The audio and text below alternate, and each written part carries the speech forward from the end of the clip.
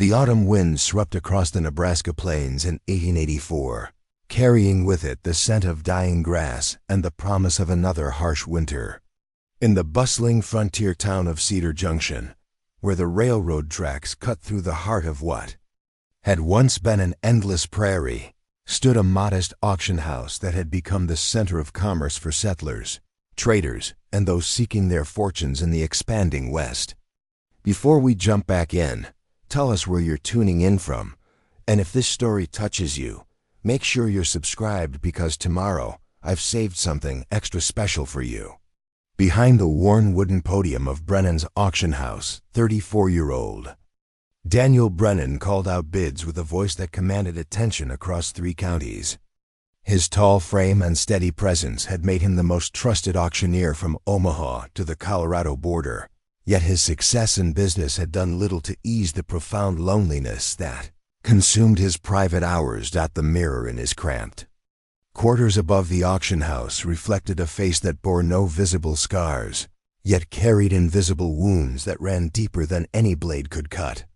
His dark brown hair was always neatly combed, his clothes pressed and professional, but his green eyes held a weariness that spoke of too many evenings spent alone, counting profits that meant nothing without someone to share them with. Daniel had built his reputation on honesty and fair dealing in a world where both were rare commodities. Farmers brought their livestock to his auctions, knowing they would receive honest prices. Merchants trusted him to handle their goods with integrity. Yet the very qualities that made him successful in business seemed to work against him in matters of the heart. The eligible women of Cedar Junction viewed him with polite respect but little romantic interest. His dedication to work left little time for the social gatherings where courtships typically began.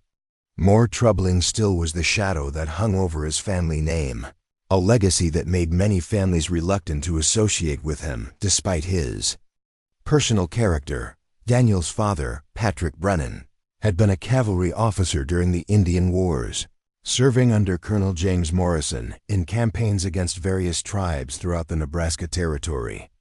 Patrick had died when Daniel was 16, killed during a skirmish with Sioux warriors near the Platte River. The circumstances of his death had never been fully explained to Daniel, who knew only that his father had been considered a hero by some and a brutal enforcer by others. The contradictory accounts of his father's military service had followed Daniel throughout his adult life. Some respected the Brennan name for its association with frontier defense, while others whispered about Patrick's harsh methods and questionable tactics during the conflicts that had shaped the territory's early development. The uncertainty about his father's true character created a burden that Daniel carried silently, never knowing whether to feel pride or shame about his inheritance. Mrs. Eleanor Walsh, the Irish widow who cleaned his auction house and prepared his meals, had been urging him for years to find a wife through more unconventional means. Her practical wisdom, shaped by decades of frontier living, suggested that traditional courtship might not serve a man whose circumstances were as complicated as Daniel's had become. "A man needs a woman to make a home," she would say while dusting the shelves lined with catalogs and account books. "And there are plenty of women who need protection and stability more than they need romantic foolishness. The world's full of arrangements that work better than love matches, especially out here where survival matters more than sentiment." Eleanor's advice reflected the harsh realities of frontier life, where practical partnerships often served families better than romantic attachments that might not survive the challenges of building civilization in hostile territory.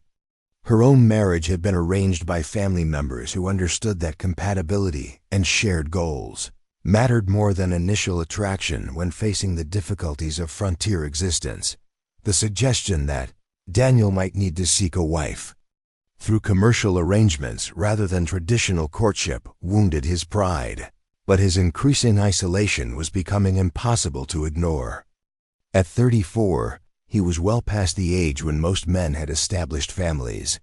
His success in business provided him with the financial means to support a household, yet his social circumstances seemed to prevent him from forming the connections that might lead to marriage through Conventional means. The traveling merchant who brought goods to Daniel's auctions had mentioned arrangements that could be made through traders who specialized in connecting frontier men with women displaced by the ongoing conflicts between military forces and tribal communities. These arrangements operated in legal gray areas that made respectable society uncomfortable, but they provided solutions for men whose circumstances made traditional courtship impractical. The moral implications of such arrangements troubled Daniel's conscience, yet his loneliness was becoming a physical weight that affected his ability to concentrate on business.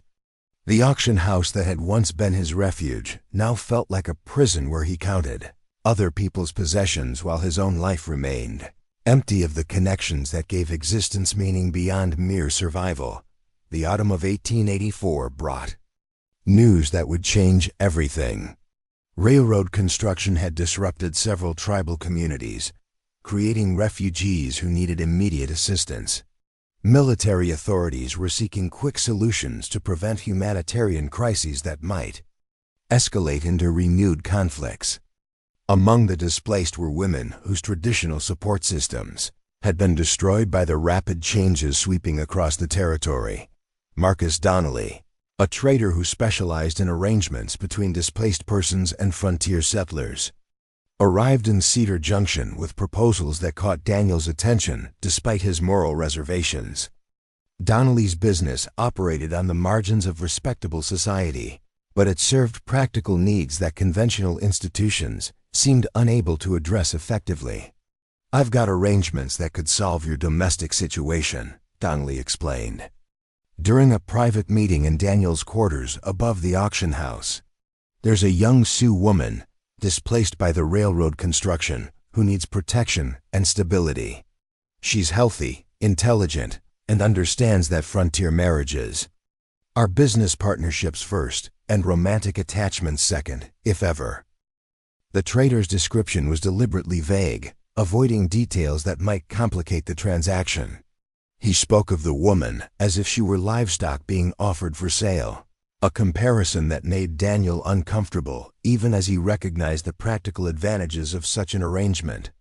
His loneliness had reached a point where even morally questionable solutions seemed preferable to continued isolation. "What exactly are you proposing?" Daniel asked, though he suspected he already knew the answer. $200, and she's yours," Donnelly replied with the casual directness of a man accustomed to such negotiations. "She'll keep house, cook your meals, and provide companionship without asking questions about your family history or expecting romantic declarations. It's a business arrangement that serves everyone's practical needs." The sum was substantial but within Daniel's means, representing roughly 3 months of auction house profits. More troubling than the cost was the clear implication that he would be purchasing a human being rather than entering into a mutual agreement between equals. The moral weight of such a transaction conflicted with every principle his business reputation had been built upon. Yet the alternative was continued loneliness in a world where his social circumstances seemed to prevent him from forming genuine relationships through conventional means. The woman Donnelly described would presumably benefit from protection and stability, while Daniel would gain the domestic companionship he desperately craved. If both parties understood the terms clearly, perhaps such an arrangement could serve practical needs without constituting the kind of exploitation that his conscience could not accept. "I need time to consider this," Daniel said finally, recognizing that desperation was clouding his judgment in ways that could lead to decisions he might later regret. "Don't take too long," Donnelly warned. "I've got other buyers interested. And opportunities like this don't last forever in a territory where demand exceeds supply." The pressure to make a quick decision was clearly intentional, designed to prevent Daniel from examining the arrangement too closely or seeking advice from others who might raise uncomfortable questions about its morality. Yet his loneliness had reached a point where even questionable solutions seemed preferable to the emotional isolation that was affecting every aspect of his life. Eleanor Walsh's reaction to the proposal was surprisingly supportive, though her practical Irish sensibilities viewed marriage primarily as an economic partnership rather than a romantic union. If she's willing and you're treating her with respect, there's nothing wrong with arrangements that serve both parties, she advised. Love is a luxury that frontier life doesn't always allow, but partnership and mutual support can build something solid if both people are committed to making it work. The wisdom in Eleanor's words reflected generations of Irish experience with marriages, arranged for practical rather than romantic reasons. Her own marriage had been contracted by family members who understood that compatibility and shared goals mattered more than initial attraction when facing the challenges of survival in hostile environments. Daniel's decision was influenced by more than simple loneliness. The auction house was prospering, but success in business meant little without someone to share it with. He had built a comfortable life that felt increasingly hollow as he watched other men his age establishing families and creating legacies that would outlast their individual existence. The railroad was bringing changes to Cedar Junction that would create new opportunities for those prepared to take advantage of them. The town was growing from a frontier settlement into a proper commercial center, and Daniel's auction house was positioned to benefit from the increased trade and settlement. Having a wife would provide him with the social standing necessary to participate fully in the community's development, while giving him a partner to help manage the expanding business. 3 days after Donnelly's initial offer, Daniel made his decision. The $200 in gold would purchase not just a wife, but hopefully a partner who could help him build something meaningful from the success he had already achieved. If the arrangement proved unsatisfactory for either party, it could presumably be dissolved without the complications that typically accompanied failed romantic relationships. "I'll take the arrangement," Daniel told Donnelly during their second meeting. "But I want it understood that the woman will be treated with respect and given choices about how our household operates. This is a partnership, not ownership." Donnelly's knowing smile suggested that such noble intentions were common among first-time buyers, though his experience indicated that the realities of frontier marriage typically overwhelmed idealistic notions about equality and mutual respect. "Of course, Mr. Brennan, I'm sure you'll both find the arrangement satisfactory once you've had time to adjust to your new circumstances." The trader's casual dismissal of Daniel's concerns about treating his purchased bride as an equal partner revealed attitudes that made Daniel question whether he was making a terrible mistake. Yet his loneliness had reached a point where even imperfect solutions seemed preferable to continued isolation, and he convinced himself that his personal character would ensure fair treatment, regardless of how the arrangement had been initiated. Preparing and narrating this story took us a lot of time, so if you are enjoying it, subscribe to our channel. It means a lot to us. Now back to the story. The details of when and where he would meet his purchased bride were left deliberately vague, with Donnelly promising to send word when the woman arrived in Cedar Junction. The mysterious circumstances surrounding the arrangement added to Daniel's growing anxiety about the wisdom of his decision. But his commitment to the transaction had been made and could not easily be withdrawn without losing both his money and his opportunity to escape the loneliness that was consuming his life. The waiting period gave Daniel time to prepare his living quarters for the arrival of a woman whose background and preferences remained entirely unknown to him.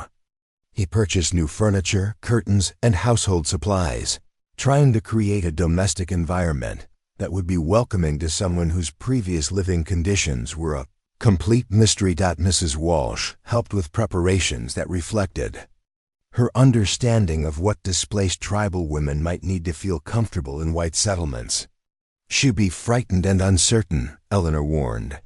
"You'll need patience and kindness more than romantic gestures if you want this arrangement to work for both of you." The practical wisdom in Eleanor's advice reflected her understanding that successful frontier marriages required partners who could adapt to circumstances rather than simply following predetermined romantic scripts. Daniel's purchased bride would presumably need time to adjust to her new environment, just as he would need time to learn how to be a husband to someone whose cultural background was entirely foreign to his experience. As autumn deepened into early winter, Daniel found himself checking the roads leading into Cedar Junction with increasing frequency, watching for signs of Donnelly's return with the woman who would transform his solitary existence into something resembling a family. The auction house continued to prosper, but his concentration was increasingly divided between business concerns and anxious speculation about the stranger who would soon share his home and his life. The snow was beginning to fall when Marcus Donnelly's wagon finally appeared on the horizon, approaching Cedar Junction with a cargo that would test every assumption Daniel had made about the arrangement he had entered into with such desperate hope. The December wind howled through Cedar Junction as Marcus Donnelly's wagon rolled down Main Street, its canvas covering concealing whatever cargo the trader had brought from his mysterious journey. Daniel stood at the window of his auction house, his breath fogging the glass as he watched the approaching vehicle with a mixture of anticipation and dread that had been building for weeks. Eleanor Walsh appeared at his shoulder, her weathered hands smoothing her apron as she observed the wagon's slow progress through the muddy streets.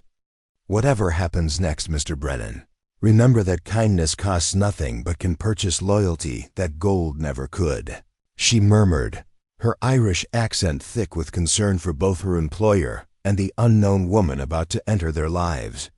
Wagon drew to a halt outside the auction house, and Donnelly climbed down with the careful movements of a man who had spent too many days on rough frontier roads.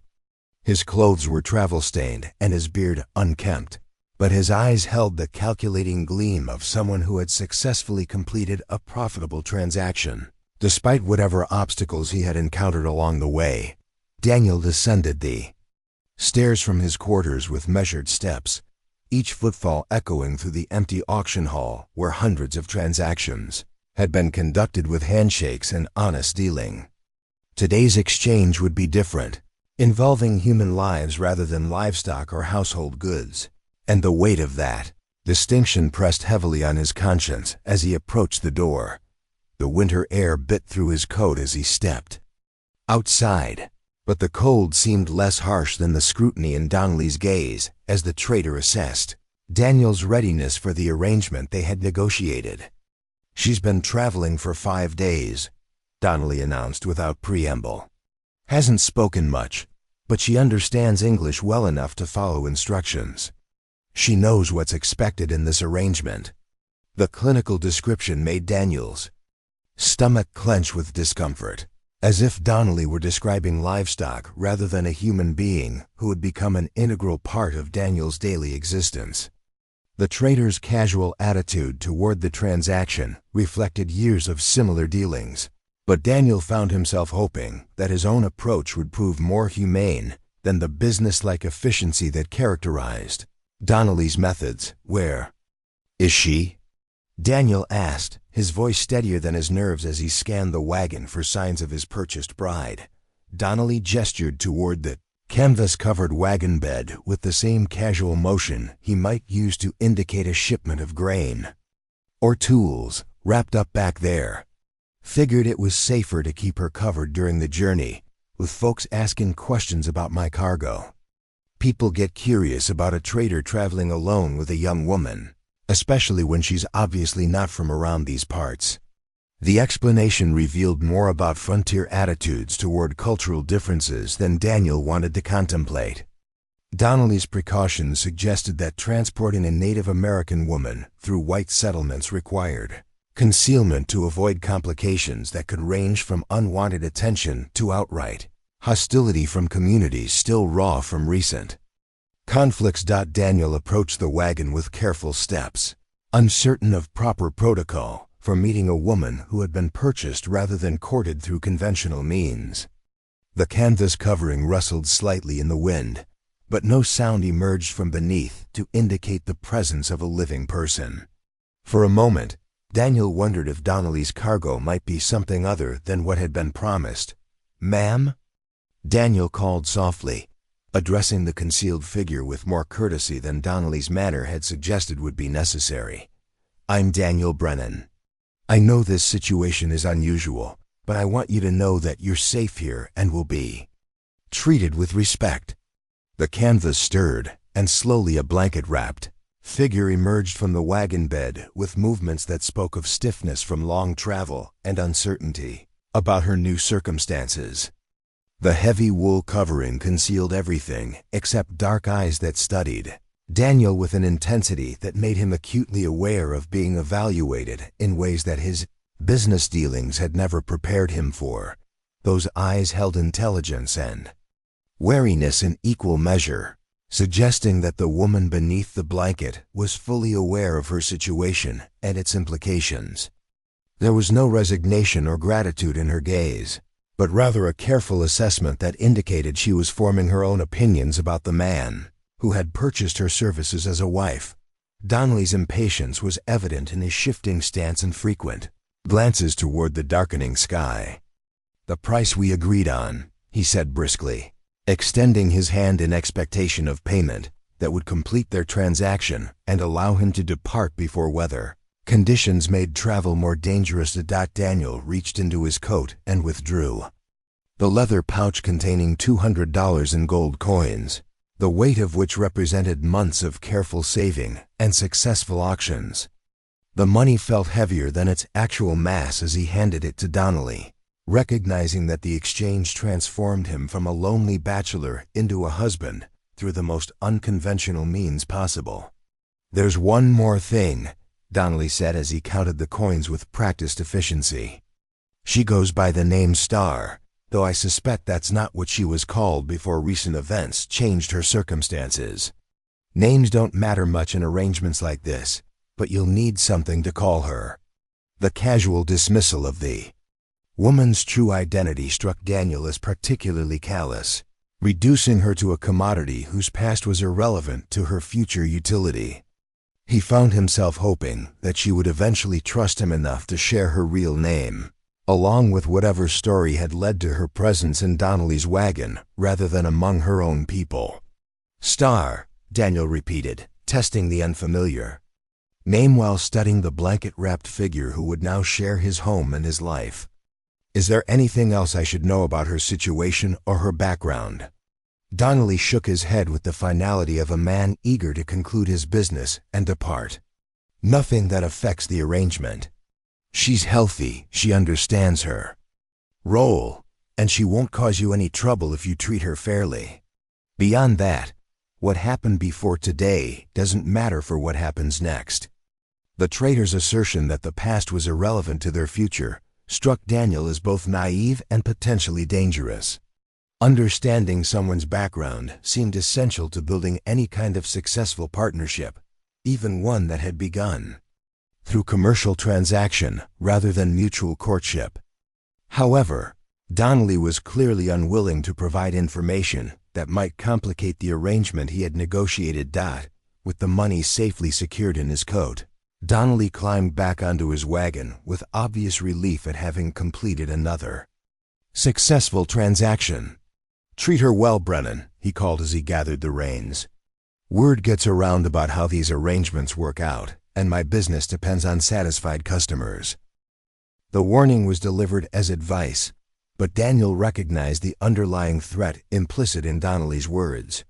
The trader's reputation and future profits depended on maintaining the fiction that his arrangements benefited all parties involved.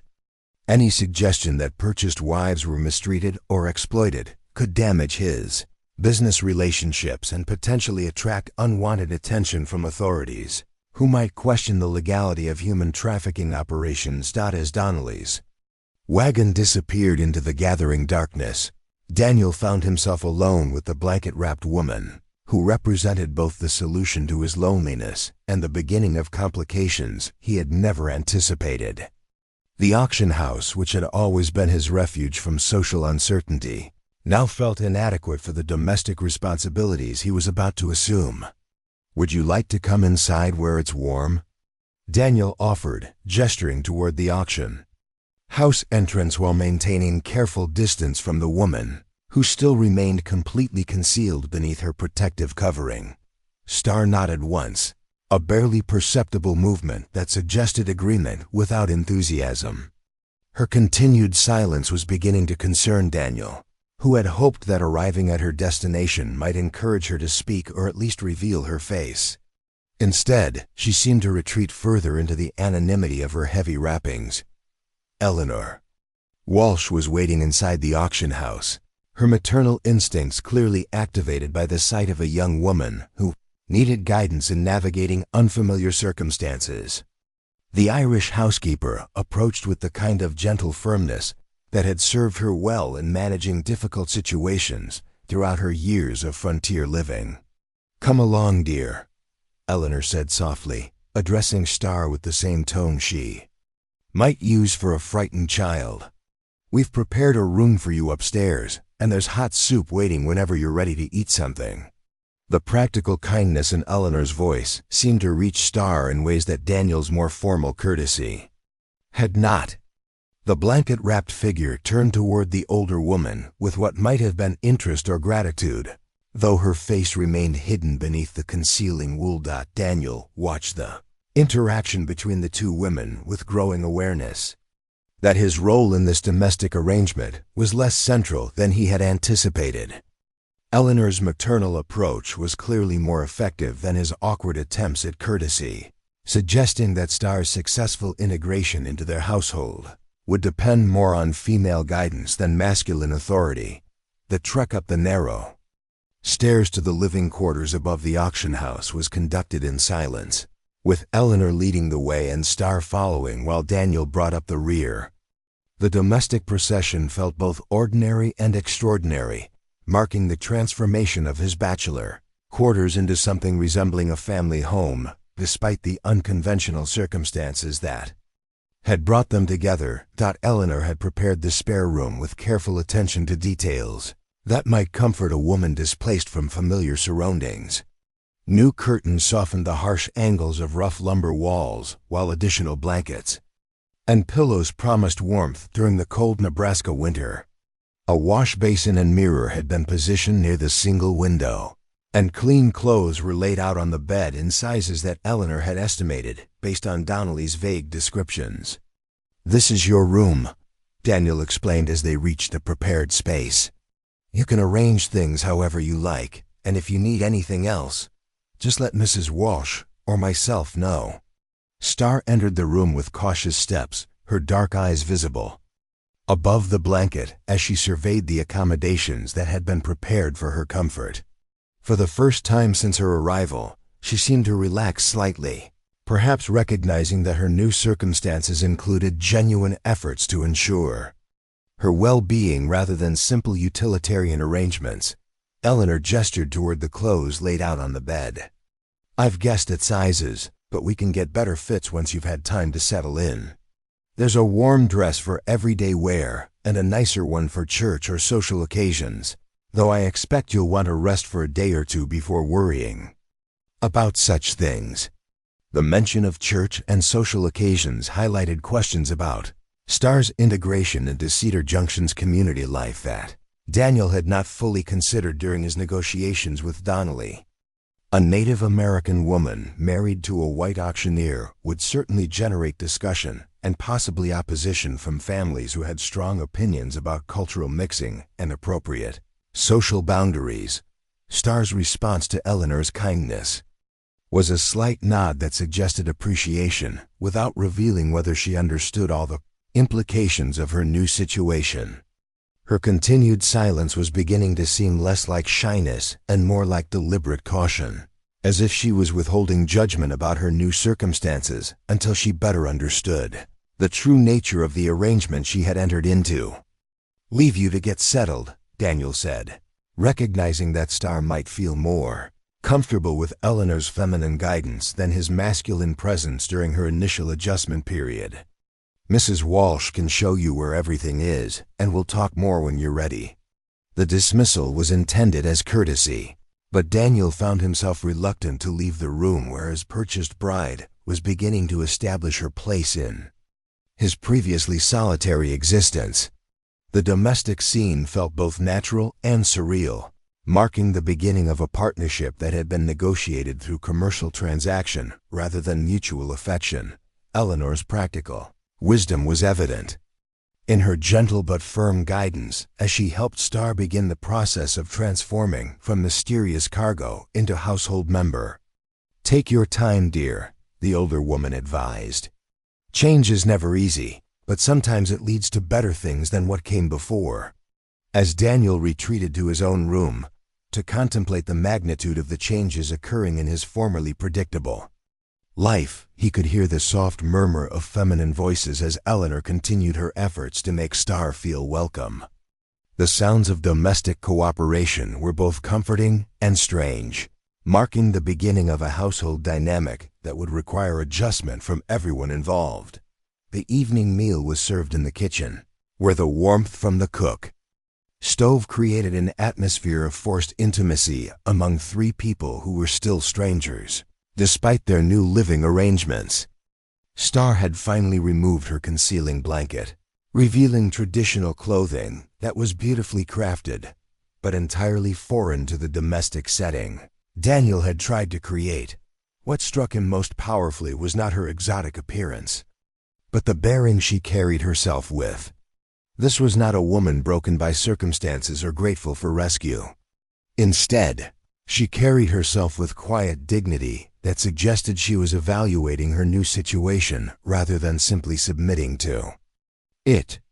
Her movements were graceful and deliberate, and her attention to the details of her surroundings indicated intelligence and careful observation that challenged every assumption Daniel had made about displaced tribal women seeking protection through marriage arrangements. Eleanor had prepared a hearty stew with fresh bread, food that was substantial and warming, but simple enough to avoid potential conflicts with unfamiliar culinary traditions.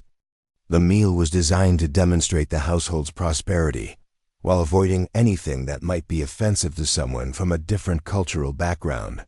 Throughout the meal, Daniel found himself stealing glances at Star, trying to read her reactions to her new environment. She ate carefully and appreciatively, but made no comment about the food or the domestic arrangements. Her silence was beginning to feel less like reservation and more like deliberate withholding of judgment, as if she was assessing the true nature of her situation before committing to any particular response. When Eleanor finally excused herself to attend to kitchen duties, Daniel and Star were left alone for the first time since Donnelly's departure. The silence between them was filled with unasked questions and unspoken concerns about how two such different people might learn to share a life together under circumstances that neither had chosen freely. "I know this arrangement is unusual," Daniel finally said, his voice carefully gentle as he attempted to bridge the cultural and linguistic barriers that separated them. "I want you to know that you're safe here, and I'll do everything possible to make you comfortable while you adjust to your new circumstances." Star studied his face with that same careful attention he had noticed since her arrival, her gaze lingering on his features without showing either approval or disapproval. When she finally spoke, her English was clear and unaccented, revealing that she understood far more than her silence had suggested. "You are not what Marcus Donnelly described," she said quietly, her voice carrying a quality that made Daniel's breath catch. "He spoke of a desperate man willing to pay well for any woman who would have him. You are not desperate. You are lonely." The observation was so accurate and unexpected that Daniel felt his carefully prepared responses dissolve entirely.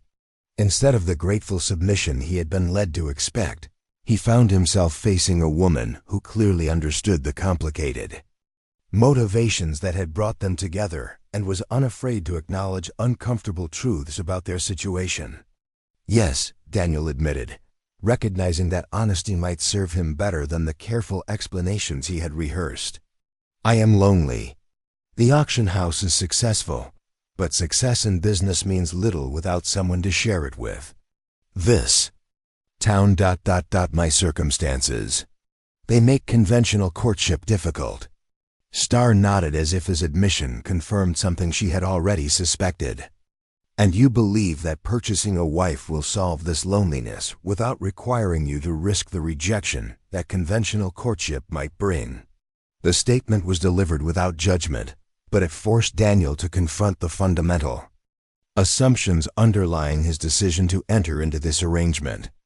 He had indeed hoped to avoid the emotional vulnerability that came with traditional romantic pursuit, believing that a commercial transaction might provide companionship he craved without the possibility of personal rejection based on his family's controversial history. The next morning brought a blizzard that transformed Cedar Junction into a world of swirling white, trapping the residents indoors and creating an enforced intimacy that Daniel had not anticipated when he planned his unconventional marriage arrangement. Through the frost-covered windows of his quarters above the auction house, he could see nothing but the endless dance of snowflakes that had begun before dawn and showed no signs of abating. Star had emerged from her room dressed in one of the simple dresses Eleanor had provided, the dark blue fabric complementing her complexion while helping her blend into the domestic setting Daniel had attempted to create. Yet something in her bearing suggested that wearing white women's clothing was a deliberate choice rather than natural comfort, as if she was consciously adapting to expectations while maintaining her own sense of identity beneath the surface. Eleanor bustled about the kitchen with the efficient energy of someone accustomed to managing households during Nebraska winters, her movements creating a rhythm of domestic activity that filled the silence between the three people who were still learning how to share living space. The aroma of fresh coffee and bacon provided a comforting backdrop to the awkwardness that permeated their interactions, despite everyone's efforts to behave naturally. "Storm's going to last at least 2 days," Eleanor announced as she served breakfast at the small table Daniel had purchased specifically for family meals he had never expected to share. "No one will be traveling in this weather, which means we'll have time to get properly acquainted without interruptions from the outside world." The observation carried implications that made Daniel both hopeful and nervous about the enforced isolation ahead. 2 days trapped together would certainly accelerate the process of adjustment that might otherwise take weeks to accomplish. But it would also test everyone's patience and compatibility under circumstances that offered no escape from personality conflicts or cultural misunderstandings. Star accepted her plate with a quiet "thank you" that revealed her efforts to master the social conventions expected in her new environment.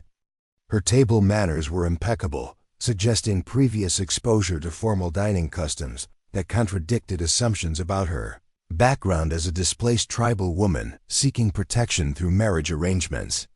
"Have you lived in white settlements before?" Daniel asked carefully, recognizing that questions about her past might be unwelcome but genuinely curious about the experiences that had shaped her obvious familiarity with European customs. Star's hesitation before answering suggested that the truth was more complicated than simple yes or no responses could convey. "I attended a missionary school for several years," she said finally. "The teachers believed that learning white ways would help our people negotiate better relationships with government authorities and frontier settlers."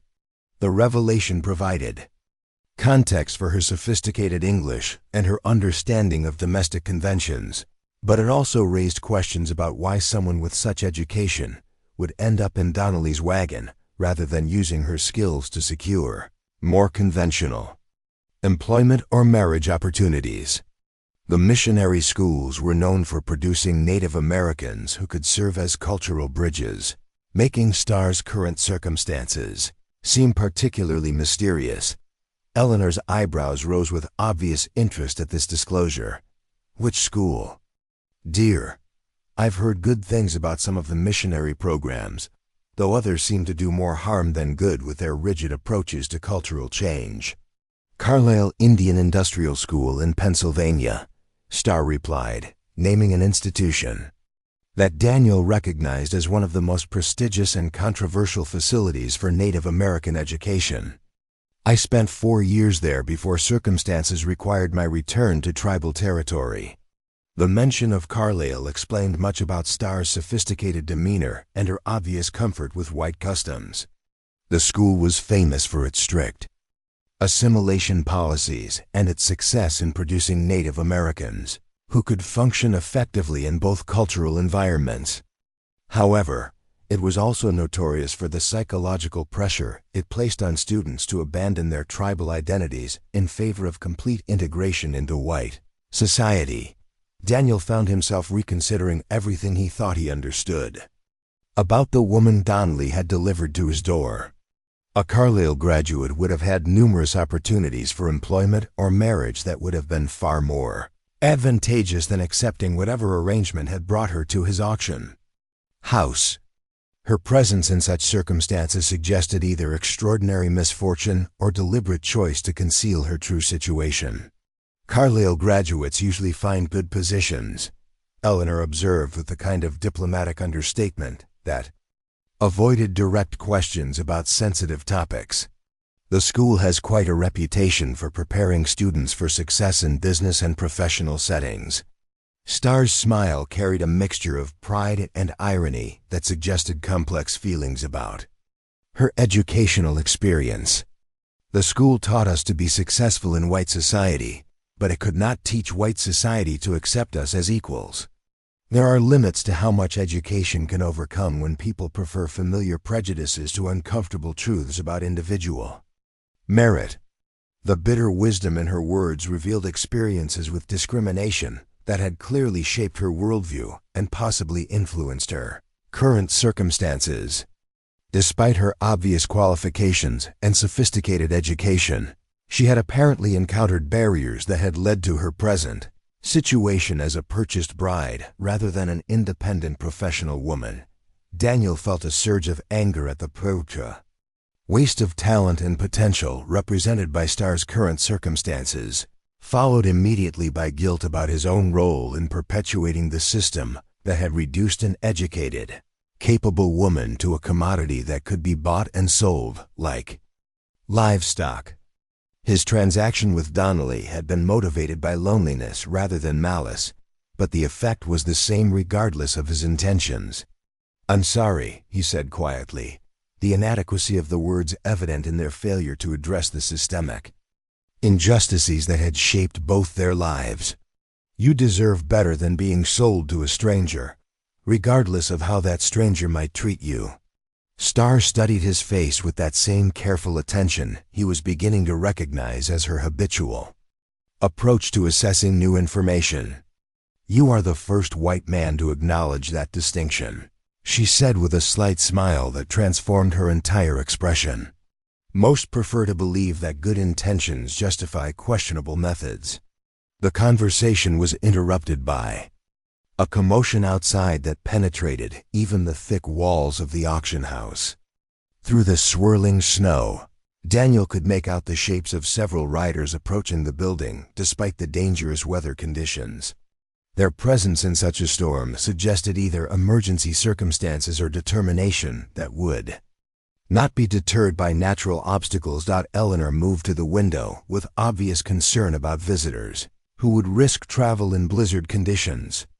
"Looks like 4 or 5 men," she reported. "Can't make out who they are through this snow, but they're armed and riding military-style formation." Starr's entire demeanor changed at the mention of armed riders in military formation. The careful reserve that had characterized her behavior since her arrival was replaced by something that looked remarkably like apprehension, though whether she feared the approaching visitors or welcomed their arrival remained unclear. "Do you recognize them?" Daniel asked, noting the tension that had suddenly filled Starr's posture. "Perhaps," she replied with the kind of evasive honesty that raised more questions than it answered.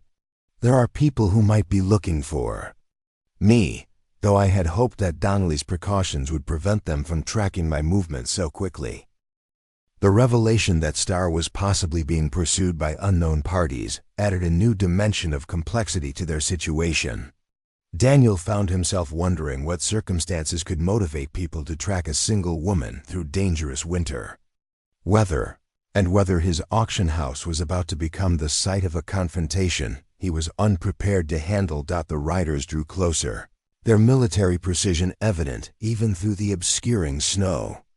These were not casual travelers seeking shelter from the storm, but men with specific purpose who had risked considerable danger to reach Cedar Junction during some of the worst weather Nebraska had experienced all winter. Eleanor's practical instincts were evident in her immediate assessment of potential security concerns. "Mr. Brennan, you might want to have your rifle handy," she advised. "Men who travel in this weather usually have serious business that might not be entirely peaceful." Daniel retrieved his Winchester from its position beside the door, the familiar weight of the weapon providing reassurance, even though he hoped the approaching visitors had come for conversation rather than confrontation. His years of frontier living had taught him the importance of being prepared for trouble while hoping for peaceful solutions to unexpected problems. Star moved to stand beside him at the window, her presence creating an unexpected sense of partnership. Despite the commercial nature of their relationship, "If they are who I think they are," she said quietly, "they have come for me, not for you." But their methods of retrieval might not distinguish between willing and unwilling participants in this situation. The ominous warning suggested that Star's background involved conflicts that could endanger anyone associated with her, regardless of their role in her current circumstances. Daniel found himself facing the possibility that his simple desire for companionship had entangled him in political or military complications far beyond anything he had imagined when he first contacted Donnelly about acquiring a bride. The lead writer called out in a voice that carried clearly across the wind-whipped snow. His words delivered in English, but with an accent that suggested military training rather than frontier casualness. "Daniel Brennan, we know you have the woman. Send her out, and there will be no trouble for anyone." The formal demand confirmed Star's prediction about the purpose of their visit while raising questions about how armed strangers had learned about his recent transaction with Donnelly. The speed with which they had tracked Star to his auction house suggested either exceptional investigative skills or inside information about Donnelly's operations that had compromised the secrecy the trader had promised. Star's hand touched Daniel's arm with surprising familiarity, her fingers conveying both warning and apology for the danger her presence had brought to his previously peaceful existence. "These men work for my father," she said quietly. "They have orders to bring me home. Regardless of any arrangements I might have made or any preferences I might express about my own future." The revelation that Star's father had sent armed men to retrieve her suggested family connections that went far beyond the displaced tribal woman seeking protection that Donnelly had described. Fathers with the resources to dispatch military-style search parties were not ordinary refugees struggling with displacement and poverty. "Who is your father?" Daniel asked, though he suspected the answer would not be reassuring. Star's hesitation before responding seemed to stretch for minutes rather than seconds, as if she was weighing the wisdom of revealing truths that could fundamentally change their relationship. "My father is Colonel James Morrison," she said finally, her voice carrying the weight of secrets that had shaped every interaction since her arrival. The name hit Daniel like a physical blow, freezing his blood and making his grip tighten involuntarily on the rifle stock. Colonel James Morrison was the military officer who had commanded Daniel's father during the Indian Wars, the man whose orders had resulted in Patrick Brennan's death during the controversial engagement near the Platte River. Colonel Morrison was also known throughout the territory as a hardliner who believed that military force was the only effective method for dealing with tribal resistance to government policies. His reputation for harsh tactics and questionable ethics had made him a hero to some frontier settlers and a villain to others, who questioned the morality of his approach to conflict resolution. The irony was staggering. Daniel had purchased a bride to ease his loneliness, only to discover that she was the daughter of the man responsible for his father's death and his family's complicated legacy. The woman he had hoped would help him escape the shadows of his past had instead brought Those shadows directly into his home. Star's eyes reflected understanding of the shock her revelation had created. "I see you know the name," she said quietly. "And I suspect you do not associate it with pleasant memories." "Your father's orders killed my father," Daniel said, his voice hollow with the weight of old grief and new understanding. "Patrick Brennan died following Colonel Morrison's commands during a raid that military investigators later questioned for its necessity and its methods." The confession created a moment of silence that seemed to stretch across decades of unresolved conflict between their families. Star's expression showed neither surprise nor denial, suggesting that she had known about the connection between their fathers before revealing her true identity. "I know about your father's death," she said with quiet dignity. "It was one of many tragedies that resulted from my father's inflexible approach to frontier conflicts. I am sorry for your loss, but I am not responsible for decisions that were made before either of us had any voice in such matters." The philosophical challenge in her words forced Daniel to confront questions about inherited guilt and individual responsibility that he had never fully resolved. Star's presence in his home was clearly not accidental, but whether she represented an opportunity for healing old wounds or a catalyst for renewed conflict remained to be determined. The riders outside were growing impatient, their repeated calls creating pressure for immediate decisions about how to respond to their demands. Star's father had apparently sent enough men to overwhelm any resistance Daniel might offer, making confrontation seem both futile and dangerous for everyone involved. "What do you want me to do?" Daniel asked, recognizing that Star understood the dynamics of this situation far better than he did. Star's answer revealed the complexity of her own feelings about family loyalty versus personal autonomy. "What I want and what is practical may be very different things," she admitted.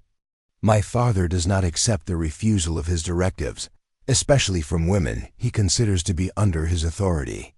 The explanation highlighted fundamental conflicts about women's rights and family authority that had shaped Star's educational experience and her current circumstances. Her Carlisle education had apparently taught her to value independence and self-determination, while her family background emphasized traditional obedience to paternal authority. Eleanor's practical wisdom was evident in her assessment of their limited options. "If those men are military, they'll have authorization that supersedes local civilian authority," she warned.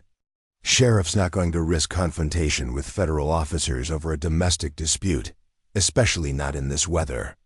The harsh realities of frontier law enforcement meant that Daniel's rights as Star's legal husband would carry little weight against military authority exercised by her father. Colonel Morrison's reputation and official position would give his men advantages that civilian resistance could not overcome without risking criminal charges or worse consequences. Star moved toward the door with the kind of resigned determination that suggested she had experienced similar confrontations before. "I should go with them," she said quietly. "There is no point in creating conflict that will only result in unnecessary harm to people who have shown me kindness." The selfless decision to protect others at her own expense revealed character qualities that made Daniel's response automatic rather than calculated. "No," he said firmly, moving to block her path to the door. "You said to yourself that you have the right to make your own choices. If you want to leave, that's your decision. But I won't let you be taken against your will by anyone, regardless of their authority or their relationship to you." The declaration surprised everyone present, including Daniel himself. His commitment to protecting Star, despite the personal danger involved, represented a fundamental shift from viewing her as a purchased commodity to recognizing her as a person whose autonomy deserved protection regardless of the consequences for himself. The pounding on the auction house door began immediately after Daniel's declaration. Heavy blows that reverberated through the building, with the authority of men accustomed to having their demands met without delay. The sound carried an urgency that suggested Colonel Morrison's representatives were prepared to escalate their methods if diplomatic approaches proved insufficient for securing Starr's immediate compliance. Starr's face showed a mixture of gratitude and concern at Daniel's willingness to protect her despite the personal danger involved. "You don't understand what you're offering to face," she warned, her voice carrying the weight of experience with her father's methods. "These men have orders that supersede local law, and my father does not tolerate defiance from anyone, especially civilians who interfere with family matters he considers to be military business." Daniel checked his rifle's ammunition while considering the magnitude of the commitment he had just made. Protecting Starr against Colonel Morrison's authority would require him to defy federal military power, using nothing more than civilian resistance and moral conviction. The odds were overwhelming, but the alternative was allowing an educated, independent woman to be dragged away against her will by men who viewed her as property rather than a person with rights. Eleanor positioned herself strategically near the kitchen, where additional weapons were stored alongside supplies that could sustain them during a prolonged siege, if circumstances required such measures. Her Irish heritage had taught her valuable lessons about resisting authority figures who confused legal power with moral right, and her frontier experience had shown her that sometimes principles required practical defense, regardless of the personal cost involved. "Mr. Brennan." The voice outside carried the crisp authority of military command. "We have federal authorization to retrieve Colonel Morrison's daughter. Open this door immediately, or we will consider your resistance to be obstruction of official military business." The formal language revealed that Starr's father had indeed provided his men with legal documentation that would justify their actions if civilian authorities questioned their methods. However, Daniel's own understanding of territorial law suggested that such authorization would not automatically override his rights as Starr's legal husband, assuming their commercial arrangement could be considered a legitimate marriage under Nebraska statutes. Starr moved closer to Daniel, her presence providing unexpected comfort despite the danger she had brought to his previously peaceful existence. "There may be a way to resolve this without violence," she said quietly. "Military regulations require specific procedures for retrieving family members who have entered into legal marriages, even marriages that were arranged through unconventional means." The suggestion that their commercial transaction might have legal standing surprised Daniel, who had assumed that purchasing a bride would create a relationship with questionable validity under formal marriage laws. If Starr's assessment was correct, their arrangement might provide legal protection that could force her father's representatives to pursue official channels rather than simple military authority. "What kind of procedures?" Daniel asked, recognizing that Starr's Carlisle education and family background had apparently provided her with sophisticated understanding of legal complexities that could affect their situation. Military personnel cannot simply claim family members who have entered into legal marriages without demonstrating that such marriages are invalid or that the family member is being held against their will. Starr explained, "My father's men would need to provide evidence that our marriage was fraudulent or that I am seeking rescue from circumstances I did not choose freely." The legal technicalities offered a potential avenue for resistance that could force Colonel Morrison's representatives to justify their actions rather than simply asserting authority through superior firepower. However, such protection would depend on local officials being willing to enforce territorial marriage laws against federal military pressure, which seemed unlikely given the political realities of frontier governance. Eleanor's practical wisdom was evident in her immediate grasp of the strategic implications. "We'll need witnesses who can testify that the marriage was legal and that Starr is here by choice," she observed. "Sheriff Thompson is fair-minded, but he won't risk his career over a domestic dispute unless he's certain he's on solid legal ground." The mention of Sheriff Thompson provided Daniel with hope that local law enforcement might indeed support civilian rights. against military overreach if presented with proper legal justification. Thompson had earned respect throughout Cedar Junction for his commitment to equal justice and his willingness to stand up to powerful interests when principles were at stake. The pounding on the door intensified, accompanied by sounds that suggested Colonel Morrison's men were preparing to force entry if their demands continued to be ignored. The building's solid construction would delay but not prevent determined men with military equipment from gaining access to the living quarters where Starr and Daniel were attempting to develop their defensive strategy. "We need to buy time while Sheriff Thompson can be summoned," Daniel decided. "Can you convince your father's men that our marriage is legal and that you're here voluntarily?" Starr's expression showed uncertainty about her ability to influence men who were following orders that probably included specific instructions about overcoming resistance to their mission. "I can try," she said. "But these soldiers know my history with family conflicts over independence and education. They may not believe that I would choose marriage to a stranger over returning to my father's authority." The revelation that Starr had previous conflicts with her father over independence issues provided context for Colonel Morrison's determination to retrieve his daughter personally rather than simply accepting her decision to marry a frontier auctioneer. Her pattern of defying family expectations had apparently created a situation where her father viewed her autonomy as a military problem, requiring tactical solution. Daniel approached the door with his rifle ready but not immediately threatening, hoping to establish dialogue rather than provoke confrontation that could escalate beyond anyone's ability to control. "This is Daniel Brennan," he called through the heavy wooden barrier. "Starr is my wife under Nebraska territorial law. She's here voluntarily, and any attempt to remove her against her will would constitute kidnapping under civilian jurisdiction." The response was immediate and uncompromising. "Mr. Brennan, you have been deceived about the woman's identity and circumstances. She is Colonel Morrison's daughter, a federal dependent who lacks legal authority to enter into marriage contracts without paternal consent. Your arrangement with the trader who delivered her was fraudulent from the beginning." The accusation struck at the heart of Daniel's legal position by challenging the validity of his transaction with Donnelly. If Starr had been misrepresented as an independent woman when she was actually a federal dependent under her father's authority, then their marriage arrangement might indeed be invalid regardless of both parties' current preferences about their relationship. Starr's voice carried clearly through the door as she addressed her father's representatives directly.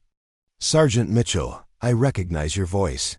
You know that my education at Carlisle was specifically designed to prepare me for independent decision-making about my future. I am not a child requiring paternal consent for marriage, and I choose to remain here with my husband." The mention of Sergeant Mitchell provided both parties with specific identification that could help establish the legal framework for resolving their dispute. Mitchell's long service with Colonel Morrison would give him authority to negotiate on behalf of his commanding officer, but it would also make him reluctant to exceed his orders by accepting arrangements that contradicted his mission parameters. "Miss Morrison," Mitchell replied, his formal address deliberately ignoring Starr's claim to married status. "Your father has specific concerns about the circumstances that led to your current situation. He requires your immediate return for debriefing about how you came to be in Trader Donnelly's possession rather than under proper military protection." The explanation revealed that Colonel Morrison viewed his daughter's situation as a security breach that required investigation rather than simply a family matter involving marriage choices. Starr's presence in Donnelly's wagon suggested either kidnapping or deliberate deception that could have implications for military operations throughout the territory. Daniel found himself considering whether Starr's original capture and sale might indeed constitute kidnapping that would justify her father's concern for her safety. If she had been taken against her will and sold to traders without her consent, then her current situation might represent continued exploitation rather than the voluntary marriage arrangement he had believed he was entering into. "Tell me the Truth about how you ended up with Donnelly, Daniel said quietly, recognizing that his moral position depended on understanding the actual circumstances of Star's journey to his auction house. Star's hesitation before answering suggested that the complete truth was more complicated than her previous explanations had indicated. I was traveling to visit relatives when our escort was attacked by hostile warriors seeking to prevent cooperation between tribal leaders and military authorities. During the fighting, I was captured by men who did not recognize my identity and who assumed I was simply another tribal woman who could be sold to traders. The explanation provided context for her presence in Donnelly's wagon while raising questions about why she had not revealed her true identity to secure proper treatment from her captors. Her decision to maintain her disguise, even when it meant accepting marriage to a stranger, suggested either extraordinary courage or desperate circumstances that had made deception seem preferable to truth. "Why didn't you tell your captors who you were?" Daniel asked, though he suspected the answer would reveal the complicated political position her family name carried in territorial conflicts. "Because revealing my identity would have made me a valuable hostage rather than simply an inconvenient prisoner," Starr replied with the kind of practical wisdom that reflected extensive experience with frontier dangers. Men who traffic in human beings prefer simple transactions to political complications that might attract federal attention to their operations. The strategic thinking behind Starr's deception impressed Daniel, while highlighting the dangers she had faced even before reaching his auction house. Her ability to assess threats and develop survival strategies under extreme pressure demonstrated intelligence and courage that commanded his respect regardless of the circumstances that had brought them together. Sergeant Mitchell's voice interrupted their private conversation with increased urgency. "Mr. Brennan, we have legal authorization to enter this building if Miss Morrison is not produced immediately. Your continued resistance will be recorded as obstruction of federal military operations, which carries serious criminal penalties under territorial law." The escalating threats forced Daniel to make immediate decisions about how far he was willing to go to protect Starr's autonomy against her father's authority. Military law would indeed supersede civilian resistance if Colonel Morrison's men chose to use force, but Daniel's understanding of territorial justice suggested that such actions would require justification that might not withstand later legal scrutiny. Eleanor appeared at Daniel's shoulder with additional ammunition and a grim expression that reflected her assessment of their deteriorating tactical situation. "Mr. Brennan, there are more riders approaching from the east. Looks like Colonel Morrison decided to send reinforcements in case his first group encountered resistance." The arrival of additional military personnel transformed their standoff from a manageable confrontation into a potential siege that could not be sustained with their limited resources and defensive capabilities. Daniel found himself facing the reality that protecting Starr might require more courage and tactical skill than civilian resistance could provide. Against organized military force, Starr's hand touched his arm with gentle pressure that conveyed both gratitude and resignation. "Daniel, you have shown me more consideration and respect in 2 days than I received during years of military discipline disguised as paternal protection. But I cannot allow your kindness to result in consequences that could destroy your life and business." The selfless concern for his welfare touched Daniel more deeply than any romantic gesture could have, revealing character qualities that transcended the commercial nature of their original arrangement. Starr's willingness to sacrifice her own preferences to protect others demonstrated the kind of moral courage that Daniel's father had allegedly possessed before military service had compromised his principles. "What if we could prove that our marriage is legal and that you're here voluntarily?"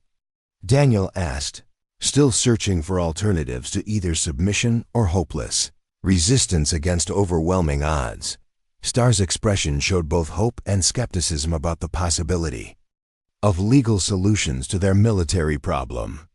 Sheriff Thompson would need to be very brave to challenge Colonel Morrison's authority, especially when my father's reputation for retribution against those who cross him is well known throughout the territory. The mention of Colonel Morrison's reputation for retaliation provided sobering context for the risks involved in resisting his demands. Local officials who valued their careers and their safety would naturally be reluctant to antagonize a military officer whose influence extended far beyond simple family authority into territorial politics and federal military policy. The sound of approaching hoofbeats grew louder as additional riders reached the auction house, their arrival marked by the kind of disciplined coordination that indicated military training rather than civilian law enforcement. Daniel counted at least 8 distinct voices as the new arrivals coordinated with Sergeant Mitchell's original group to establish positions around the building. 12 men, Eleanor observed with the tactical awareness that her Irish heritage had taught her to develop during years of conflict with superior authority. Too many to fight, but maybe enough to suggest that they consider this a serious military operation rather than simple family business. The large number of soldiers assigned to retrieve a single woman indeed suggested that Colonel Morrison viewed his daughter's situation as more than a domestic dispute requiring paternal authority. The military resources committed to her recovery indicated either exceptional concern for her safety or significant worry about the political implications of her current circumstances. Star moved to the window where she could observe her father's men as they established their tactical positions around the auction house. "They're setting up for a siege rather than immediate assault," she reported. "My father always preferred to exhaust opponents' resources before resorting to direct confrontation." The strategic assessment provided Daniel with both hope and concern about their immediate prospects. A siege would give them time to summon local authorities who might support their legal position, but it would also allow Colonel Morrison to bring additional resources to bear while isolating them from community support that might otherwise complicate military operations. The standoff had reached a critical juncture, where decisions made in the next few minutes would determine whether their resistance could transition from desperate defiance to legitimate legal challenge of military authority. Daniel found himself facing choices that would test not only his courage but his understanding of the principles worth risking everything to defend. The tension reached a breaking point when the sound of a single horse approaching through the storm cut through the military positioning around the auction house. Through the swirling snow emerged Sheriff Benjamin Thompson, his badge glinting against his heavy winter coat as he rode directly into the center of what had become a military standoff. In the heart of Cedar Junction, Thompson dismounted with the deliberate confidence of a man who had faced down armed groups before, his weathered face showing no intimidation at finding himself surrounded by federal soldiers. His reputation for fair dealing and personal courage had earned him respect throughout the territory, making him one of the few local officials who might challenge military authority when civilian rights were at stake. "Sergeant Mitchell," Thompson called out, his voice carrying clearly across the wind-swept space between the mounted soldiers and the auction house. "I received reports of armed men threatening civilians in my jurisdiction. I trust you have proper authorization for whatever operation you're conducting here." The sheriff's formal approach immediately transformed the confrontation from a family dispute into an official law enforcement matter requiring documentation and legal justification. Mitchell found himself in the uncomfortable position of explaining military operations to civilian authority, a situation that required careful balance between following orders and respecting local jurisdiction. "Sheriff Thompson," Mitchell replied with professional courtesy that barely concealed his frustration at civilian interference. "We have federal authorization to retrieve Colonel Morrison's daughter, who has been unlawfully detained by individuals who misrepresented the nature of their relationship with her."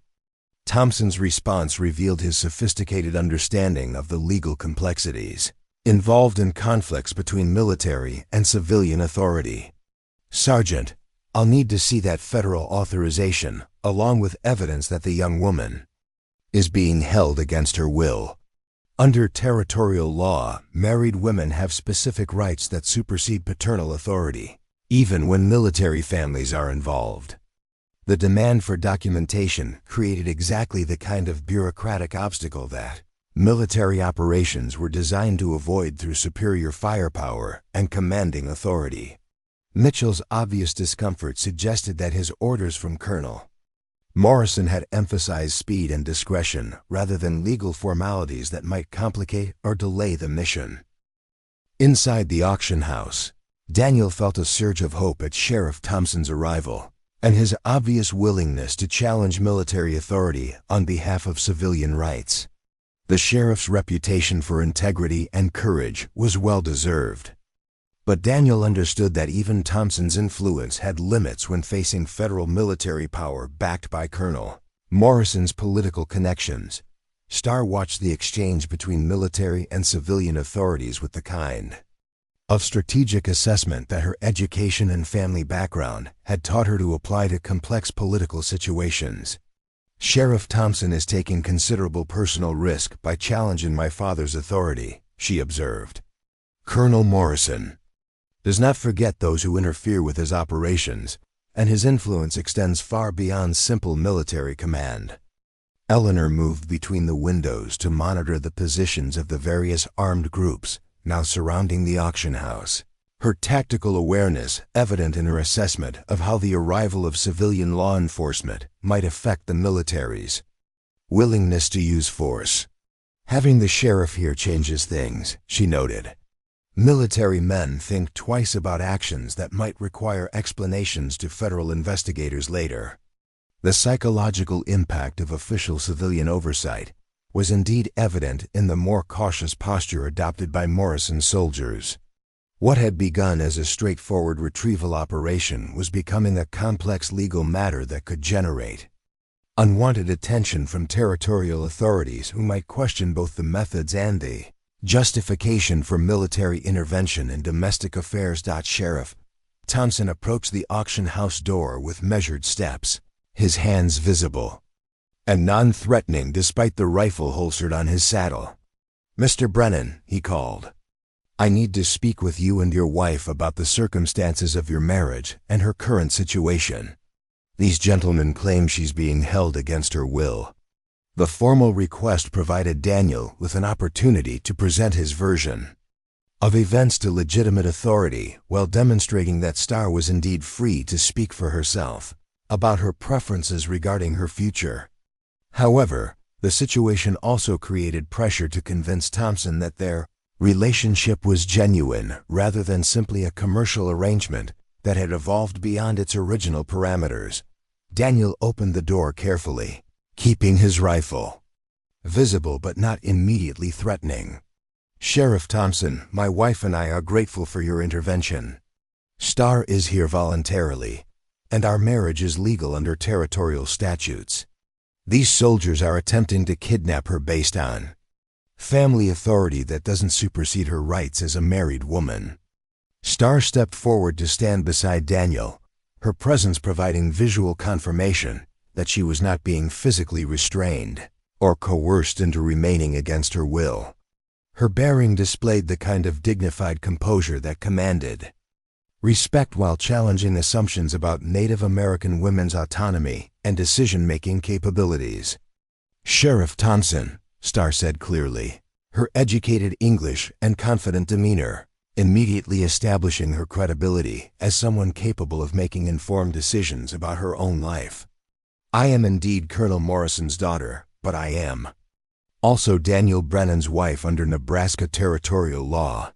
I choose to remain here with my husband rather than return to a military authority that has never recognized my right to make independent decisions about my future."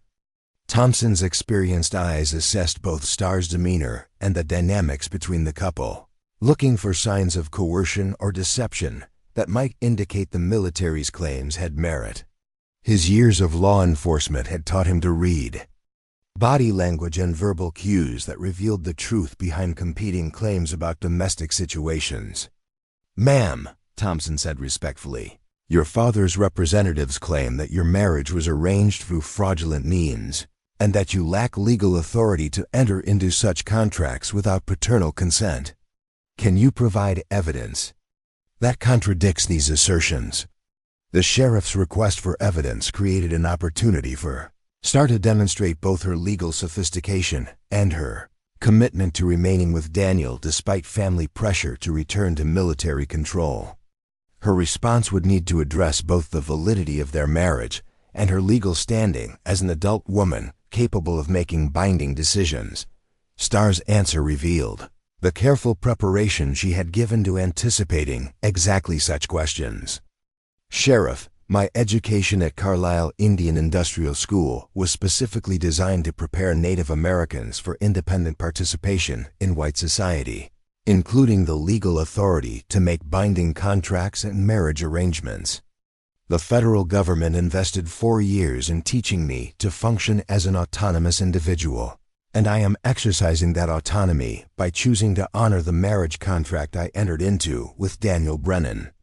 The sophisticated legal argument impressed Thompson while creating uncomfortable contradictions for the military representatives who were simultaneously claiming that Starr lacked legal authority while representing a government that had invested heavily in her education for exactly the kind of independence she was now asserting. Sergeant Mitchell's obvious frustration with the direction of the conversation led him to interrupt with more direct assertions of military authority. Sheriff, Miss Morrison was kidnapped and sold to traders before being fraudulently represented to Mr. Brennan as an independent woman seeking marriage. The entire arrangement was based on deception and criminal activity that makes any resulting contract invalid under both territorial and federal law. The accusation forced everyone to confront the uncomfortable reality that Starr's presence in Donnelly's wagon had indeed resulted from criminal activity, even if her current marriage to Daniel represented a genuine choice rather than continued exploitation. The legal implications of contracts based on criminal activity created complications that could not be easily resolved through simple assertions about personal autonomy. Thompson's response demonstrated his understanding that the legal issues involved required more sophisticated analysis than could be provided during an armed standoff in a blizzard.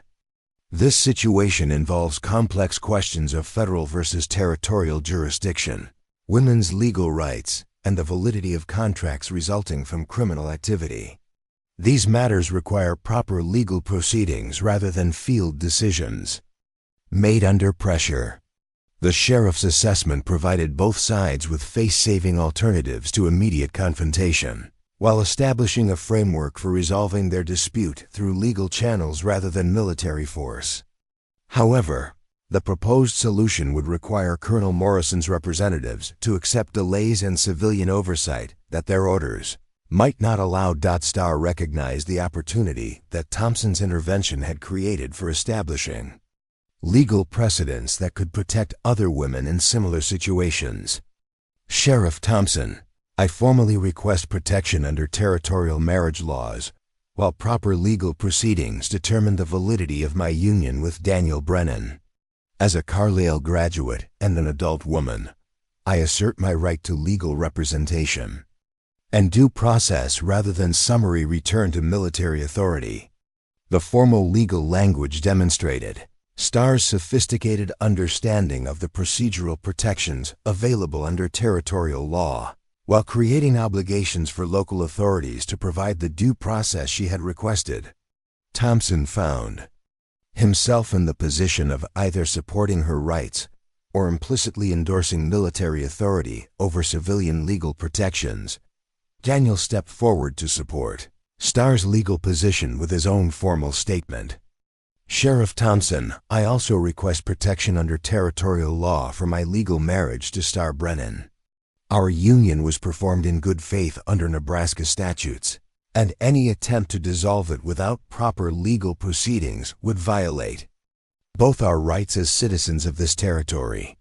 The coordinated legal strategy demonstrated that both Starr and Daniel understood the importance of forcing their situation into official legal channels where civilian rights received protection rather than allowing military authority to operate outside normal procedural safeguards.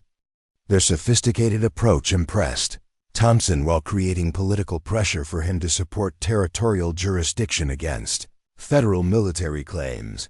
The sheriff's decision would indeed require considerable personal courage, as challenging Colonel Morrison's authority could result in political retaliation that might end Thompson's career and possibly threaten his personal safety. However, his reputation had been built on exactly such willingness to support legal principles against powerful interests when justice required such stands.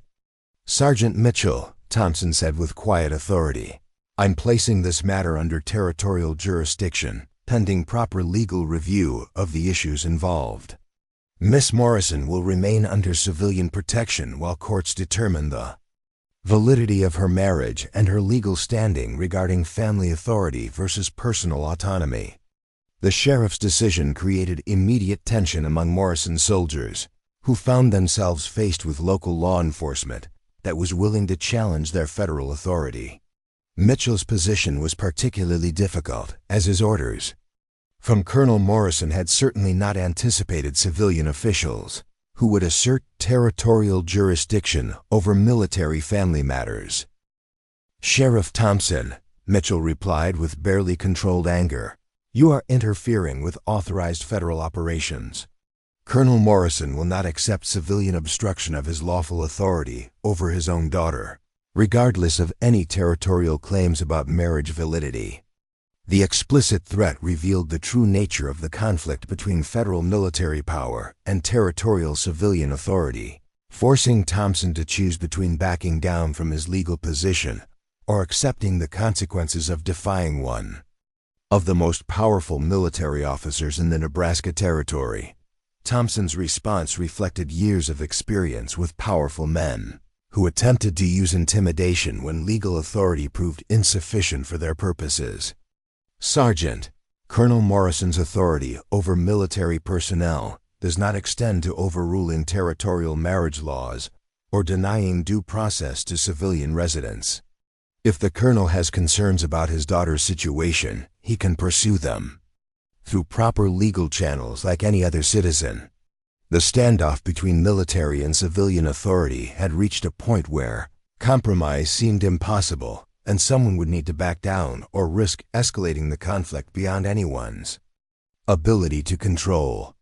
The blizzard continued to rage around them, creating an atmosphere of enforced isolation that intensified every decision and made retreat increasingly difficult for any party. Inside the auction house, Daniel found himself amazed by the courage displayed by both Starr and Sheriff Thompson in challenging Colonel Morrison's authority. Their willingness to risk everything for principles of justice and individual rights inspired him to consider what sacrifices he might be willing to make for causes larger than his personal comfort and security. Starr's hand found his in the tense silence that followed Thompson's declaration, her touch conveying both gratitude for his protection and partnership in facing whatever consequences their resistance might bring. Their relationship had evolved far beyond the commercial arrangement that had brought them together, becoming a genuine partnership based on mutual respect and shared commitment to defending each other's autonomy. Eleanor's practical voice cut through the charged atmosphere with observations that reminded everyone of the physical realities they were facing. "Sheriff, this storm's getting worse, and we've got a dozen armed men who need shelter before someone freezes to death out there. Whatever legal proceedings you're planning, they'll have to wait until weather permits travel to proper facilities."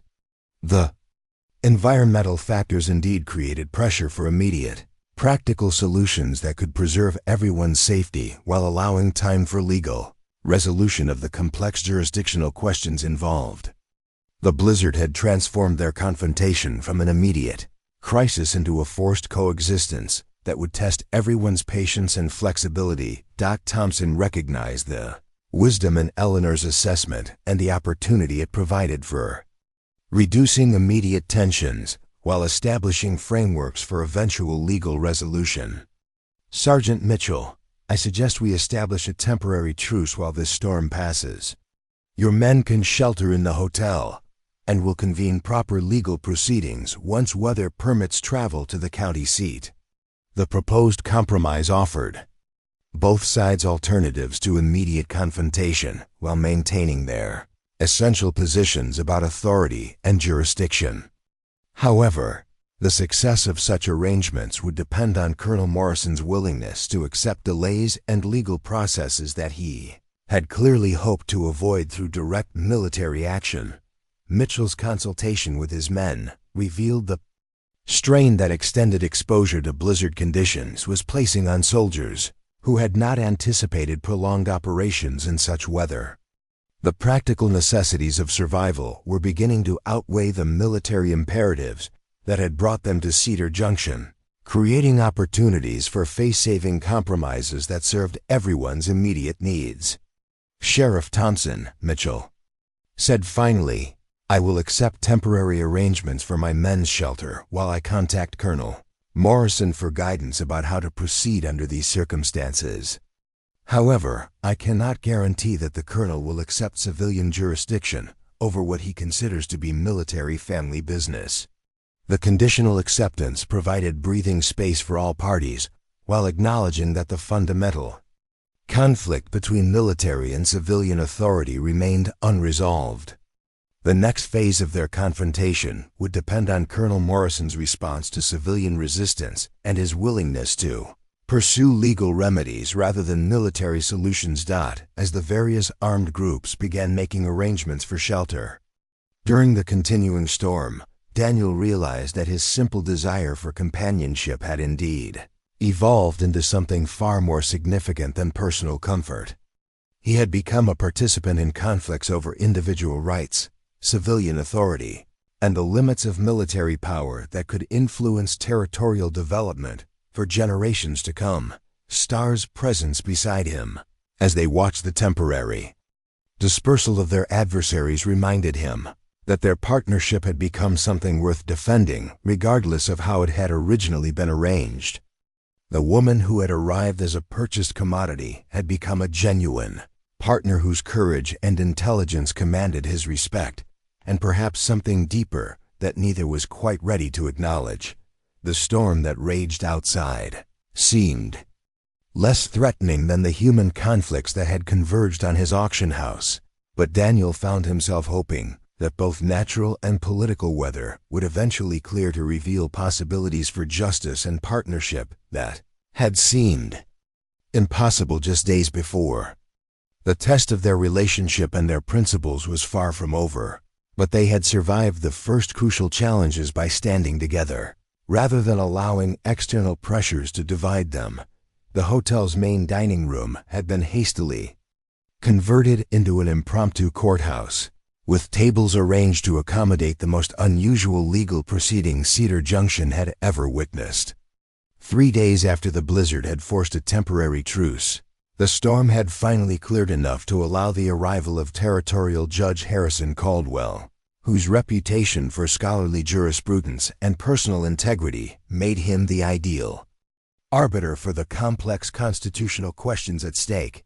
Judge Caldwell was a man in his 60s whose distinguished silver beard and scholarly demeanor reflected decades of legal scholarship and frontier justice.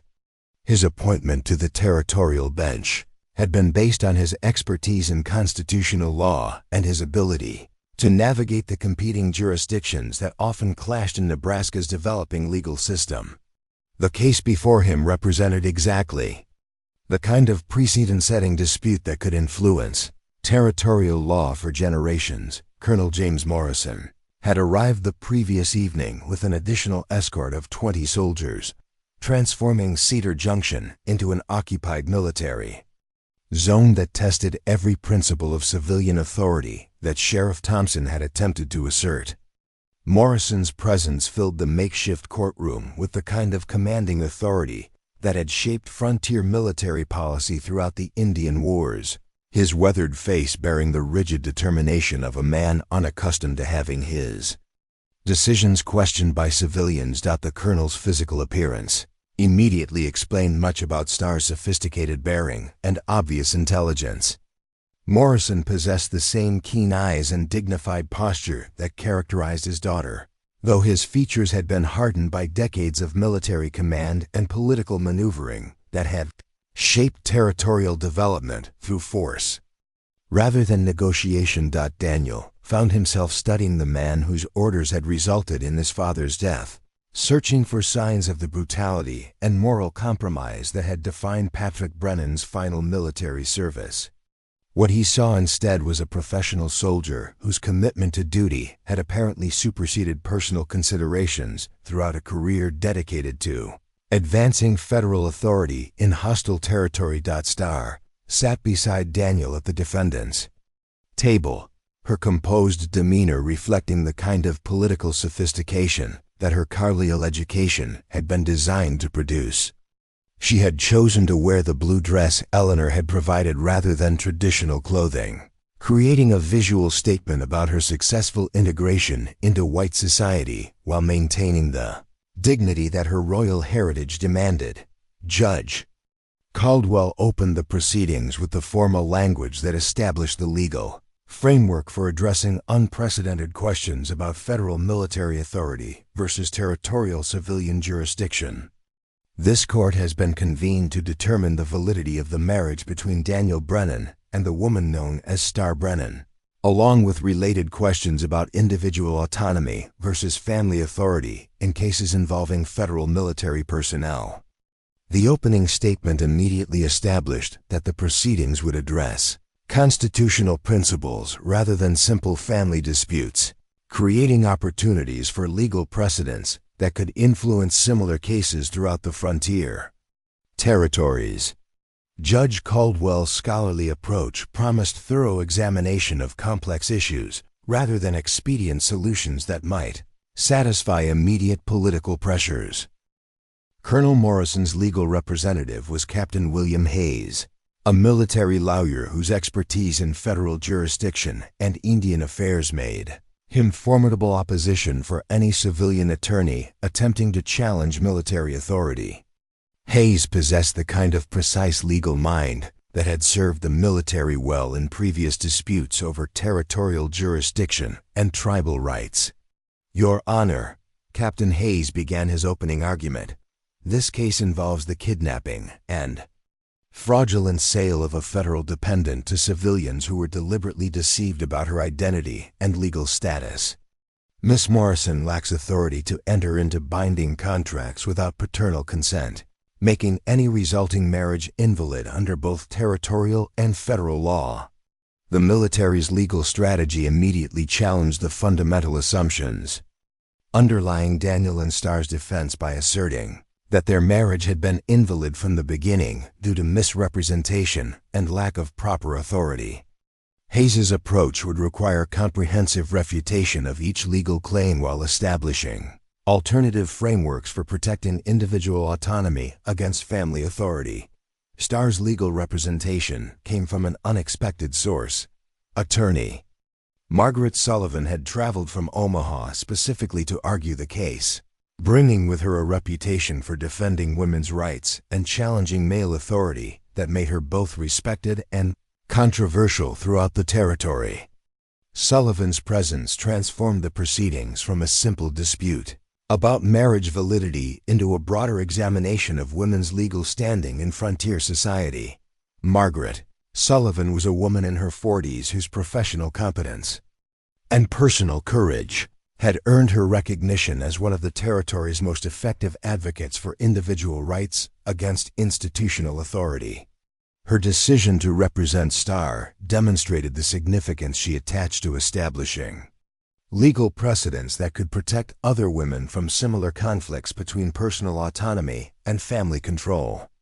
Your Honor, Sullivan addressed the court with the kind of quiet authority that commanded attention despite prevailing prejudices against female attorneys. This case represents a fundamental test of whether American legal principles regarding individual liberty apply equally to women and minorities, or whether military and family authority can supersede Constitutional protections when those protections become inconvenient for established power structures. The framing of constitutional issues immediately elevated the proceedings beyond simple territorial law into questions about federal constitutional principles that had national implications. Sullivan's strategy would require the court to address whether individual rights could be limited by racial, gender, or family considerations without violating fundamental American legal principles. Judge Caldwell's scholarly interest was evident in his careful attention to both legal arguments and their broader implications for territorial jurisprudence. Counselor Sullivan, please present evidence regarding your client's legal capacity to enter into marriage contracts and her current wishes regarding the validity of her union with Mr. Brennan. The request for evidence provided Sullivan with opportunities to demonstrate Starr's sophisticated education and her clear understanding of the legal implications of her marriage, while also establishing that her current situation represented personal choice rather than continued exploitation by men who viewed her as property rather than an autonomous individual. Starr's testimony began with a detailed account of her educational background and the specific preparation she had received for independent participation in American society. Your Honor, I spent 4 years at Carlisle Indian Industrial School, where the federal government invested substantial resources in teaching me English, American law, Christian religion, and domestic skills specifically designed to prepare me for successful integration into white civilization. The testimony immediately challenged Captain Hayes's assertion that Starr lacked legal authority by demonstrating that the federal government had specifically educated her for exactly the kind of independence she was now asserting. Her Carlisle credentials created uncomfortable contradictions for military arguments that simultaneously claimed federal authority while denying the effectiveness of federal educational programs. The stated purpose of my education, Starr continued, was to prepare me to function as a bridge between tribal and white communities, using my knowledge of both cultures to facilitate peaceful cooperation rather than military conflict. My marriage to Daniel Brennan represents exactly the kind of cultural integration that federal educational policy was designed to promote. The strategic argument positioned Starr's marriage as fulfillment of federal policy goals rather than defiance of military authority, creating political pressure for the court to support educational initiatives that the government had promoted as alternatives to military solutions for cultural conflicts. Judge Caldwell's questions revealed his understanding of the broader policy implications involved in the case. Miss Brennan, do you consider your marriage to represent voluntary compliance with federal integration policies or resistance to military authority exercised by your father? The question forced Starr to address the fundamental tension between supporting federal policy goals while challenging specific manifestations of federal military authority that contradicted those same policies. Her answer would need to demonstrate sophisticated understanding of constitutional principles while avoiding direct confrontation with legitimate federal authority. Your Honor, Starr replied with careful precision, my marriage represents compliance with federal educational policy that specifically prepared me to make independent decisions about cultural integration. My resistance is not to legitimate federal authority, but to the misuse of military power to override civilian legal protections that the federal government has established to protect individual rights. The nuanced legal argument impressed Judge Caldwell while creating difficulties for Captain Hayes, who found himself in the position of arguing that federal military authority should override federal educational policy and federal constitutional protections. The internal contradictions in the military's position weakened their legal standing while strengthening Starr's claims about individual autonomy. Daniel's testimony focused on the evolution of his relationship with Starr from commercial arrangement to genuine partnership based on mutual respect and shared commitment to justice. Your Honor, one originally arranged to purchase a bride because my personal circumstances made conventional courtship difficult. However, my relationship with Star has developed into something far more meaningful than a business transaction. The honest admission about the commercial origins of their relationship created vulnerability that Captain Hayes immediately attempted to exploit. "Mr. Brennan, you admit that you purchased Miss Morrison from a trader who was engaged in human trafficking. How can any relationship based on such criminal activity be considered legally valid?" The question struck at the heart of the moral and legal complications that had shaped their situation from the beginning. Daniel's answer would need to acknowledge the problematic origins of their relationship while demonstrating that their current union represented genuine choice rather than continued exploitation. "Captain Hayes," Daniel replied with quiet dignity, "I acknowledge that my original transaction with Donnelly was morally questionable, regardless of my intentions. However, Star and I have chosen to transform that flawed beginning into a genuine partnership based on mutual respect and shared commitment to each other's welfare and autonomy." Judge Caldwell's intervention revealed his understanding that the case involved questions about redemption and transformation that went beyond simple legal technicalities. "Mr. Brennan, do you believe that relationships based on problematic origins can evolve into legitimate partnerships if both parties freely choose to continue them?" The philosophical question provided Daniel with opportunities to address broader themes about second chances and personal growth that resonated with frontier values about redemption and self-improvement. His answer would influence the court's assessment of whether their relationship deserved legal protection, despite its unconventional beginning. "Your Honor," Daniel said with conviction, "I believe that people can choose to create something good from circumstances that began badly. Star and I have chosen to build a partnership based on honesty, respect, and mutual support. The origins of our relationship do not define its current nature or its future potential." The testimony demonstrated Daniel's moral growth from viewing Star as a purchased commodity to recognizing her as an equal partner whose autonomy deserved protection.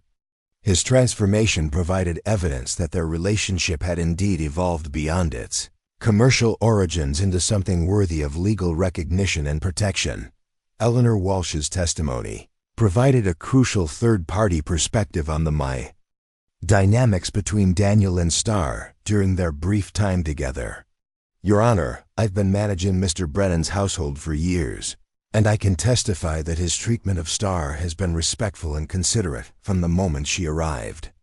She is clearly free to make her own choices about remaining or leaving." The testimony from a neutral observer who had witnessed their daily interactions provided credible evidence that Star was not being coerced or manipulated into remaining against her will. Eleanor's reputation for honesty and practical wisdom made her testimony particularly valuable for establishing the voluntary nature of Star's current situation. Sheriff Thompson's testimony addressed the broader implications of the case for territorial law enforcement and civilian authority. "Your Honor, this case represents a fundamental test of whether territorial civilian authority can protect individual rights against federal military overreach. If Colonel Morrison can override our marriage laws and due process protections, then territorial government becomes meaningless." The political argument highlighted the constitutional stakes involved in the case, transforming a family dispute into a broader examination of federalism and the balance between military and civilian authority in territorial governance. Thompson's testimony provided legal justification for the court to assert territorial jurisdiction against federal military claims. Captain Hayes's cross-examination of Star focused on her motivations for maintaining her disguise rather than revealing her true identity to secure proper treatment from her captors. "Miss Morrison, why did you choose to accept marriage to a stranger rather than simply revealing your father's identity to ensure your safe return to military protection?" The question was designed to suggest that Star's current situation represented continued deception rather than genuine choice, implying that her marriage to Daniel was simply an extension of the survival strategy she had employed while in captivity.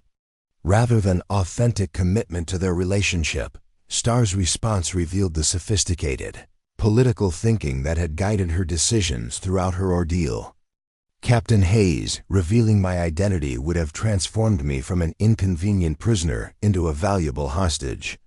Traders who traffic in human beings prefer simple transactions to political complications that might attract federal investigation of their operations. The explanation provided logical justification for Starr's decision to maintain her disguise, while highlighting the criminal nature of the enterprises that had exploited her. Her strategic thinking demonstrated intelligence and courage that commanded respect while refuting suggestions that her marriage represented continued victimization rather than autonomous choice. Colonel Morrison's personal testimony provided dramatic confrontation between father and daughter over questions of family authority versus individual autonomy. The colonel's commanding presence filled the makeshift courtroom as he addressed the court with the kind of military precision that had shaped territorial policy throughout his career. "Your Honor," Morrison began, his voice carrying the authority of decades spent commanding men in combat situations. "My daughter has been missing for weeks under circumstances that suggest kidnapping and exploitation by criminals who prey on displaced tribal members. Her current situation represents continued victimization that requires immediate correction through proper military authority." The father's obvious concern for his daughter's welfare created sympathy for his position while highlighting the genuine love that had motivated his military response to her disappearance. However, his authoritarian approach to family relationships created tension with Starr's assertions about personal autonomy and individual rights. Judge Caldwell's question to Colonel Morrison addressed the fundamental conflict between family authority and individual rights that lay at the heart of their dispute. "Colonel Morrison, at what point does parental concern become parental control that violates an adult child's right to make independent decisions about her own life?" The question forced Morrison to confront uncomfortable implications of his approach to family authority while acknowledging that Starr's education and obvious competence suggested capacity for independent decision-making that traditional paternal control might not be able to override legitimately. "Your Honor," Morrison replied with visible struggle between personal affection and military authority, "my daughter's education was designed to prepare her for useful service to her people and her country. However, that education was not intended to encourage defiance of legitimate family authority or disregard for the safety concerns that her current situation creates." The response revealed Morrison's fundamental inability to reconcile his daughter's independence with his own need to maintain control over family matters that he viewed as extensions of his military responsibilities. His position highlighted broader cultural conflicts about women's rights and family authority that frontier society was struggling to resolve. Starr's direct response to her father's testimony provided the case's most dramatic moment as the daughter confronted father over questions that had shaped their relationship throughout her adult life. "Father," she said with quiet dignity that commanded attention throughout the courtroom, "you sent me to Carlisle to learn independence and self-determination. I am exercising exactly those qualities by choosing to remain with a man who treats me as an equal partner rather than returning to authority that has never recognized my right to make decisions about my own future." The confrontation between father and daughter crystallized every tension that had driven their family conflict while highlighting broader questions about whether educational policies designed to promote independence could be limited by family authority when independence became inconvenient for established power structures. Judge Caldwell's deliberation stretched through the long winter afternoon as the makeshift courtroom remained silent, every person present understanding that the decision would establish precedents affecting countless lives throughout the frontier territories. The judge's scholarly approach to constitutional law had been evident throughout the proceedings, but the complexity of balancing federal military authority against territorial civilian jurisdiction required careful consideration of implications that extended far beyond the immediate case. The tension in the hotel dining room was palpable as Daniel and Starr sat together, their hands intertwined in a gesture that had evolved from nervous comfort to genuine partnership during the hours of testimony that had laid bare their relationship before public scrutiny. The commercial arrangement that had brought them together had been transformed through shared adversity into something that neither had anticipated. When Marcus Donnelly's wagon first arrived in Cedar Junction, Colonel Morrison occupied a chair near the military contingent, his weathered features betraying none of the internal conflict that his testimony had revealed between paternal affection and institutional authority. The rigid military bearing that had defined his career was beginning to show cracks as he confronted the possibility that his daughter's independence might indeed represent successful fulfillment of federal educational policies he had supported, rather than defiance of legitimate family authority. Attorney Margaret Sullivan reviewed her notes with the satisfaction of someone who had presented constitutional arguments that could influence territorial law for generations. Her decision to represent Starr had been motivated by recognition that the case offered unprecedented opportunities to establish legal protections for women's autonomy against both family and institutional authority that historically had subordinated individual rights to masculine control. Captain Hayes maintained the professional composure expected of military legal counsel, though his private assessment suggested that the internal contradictions in federal policy regarding Native American education and family authority had created legal vulnerabilities that civilian courts might exploit to limit military jurisdiction over matters traditionally considered internal military business. Sheriff Thompson's presence represented more than local law enforcement. His willingness to challenge federal military authority had demonstrated that territorial civilian institutions possessed both the legal framework and the political courage necessary to protect individual rights against institutional overreach when justice required such protection. His career might indeed suffer from confronting Colonel Morrison's influence, but his principles had been vindicated by Judge Caldwell's willingness to assert territorial jurisdiction. Eleanor Walsh sat quietly in the back of the makeshift courtroom, her practical wisdom having contributed significantly to creating the domestic stability that had allowed Daniel and Starr's relationship to develop beyond its problematic origins. Her testimony about their daily interactions had provided crucial evidence that Starr's autonomy was being respected rather than compromised by her marriage to Daniel. When Judge Caldwell finally emerged from his private deliberations, his expression carried the weight of decisions that would echo through legal precedent and social policy throughout the developing frontier. The judge's reputation for scholarly jurisprudence had been earned through exactly such careful consideration of constitutional principles under circumstances that tested the flexibility and wisdom of American legal institutions. This case, Judge Caldwell began, his voice carrying clearly through the hushed courtroom, presents fundamental questions about the nature of individual liberty, family authority, and federal jurisdiction that strike at the heart of American constitutional principles. The court's decision must balance competing legitimate interests while establishing precedents that serve justice rather than mere convenience. The opening statement immediately established that the judge understood the broader implications of his ruling for territorial development and constitutional law. His scholarly approach promised comprehensive analysis of the legal principles at stake, rather than expedient solutions that might satisfy immediate political pressures while creating problematic precedents for future cases.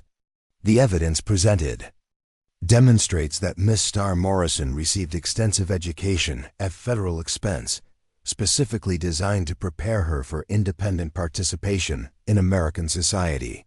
The judge continued, "The federal government's investment in her education for autonomy creates legal presumptions about her capacity for self-determination that cannot be casually dismissed when such autonomy becomes inconvenient for family or military authority." The Legal reasoning immediately addressed Captain Hayes's arguments about Starr's legal capacity while establishing federal educational policy as evidence supporting her claims to independence. Judge Caldwell's analysis created a constitutional framework for protecting the autonomy that federal programs had been designed to develop. Furthermore, the judge added, the testimony reveals that Miss Morrison's marriage to Mr. Brennan has evolved from its admittedly problematic commercial origins into a genuine partnership based on mutual respect, shared adversity, and common commitment to each other's welfare and autonomy. The court finds credible evidence that both parties freely choose to continue their relationship, despite external pressures to dissolve it. The assessment of their relationship's evolution provided legal recognition for the transformation that had occurred during their brief time together. Judge Caldwell's acknowledgment of their genuine partnership validated their claims that commercial origins had not prevented the development of authentic mutual commitment. Starr felt tears of relief and validation gathering in her eyes as the judge's words confirmed her belief that American legal institutions could indeed protect individual rights against family and military authority when such protection was necessary for justice. Her struggle for autonomy was being vindicated through constitutional principles rather than mere personal preference. Daniel's grip on Starr's hand tightened as he realized that Judge Caldwell's reasoning was leading toward legal recognition of their marriage despite its unconventional origins. The lonely auctioneer who had purchased a bride to ease his isolation was being transformed into a legitimate husband whose relationship deserved legal protection and social recognition.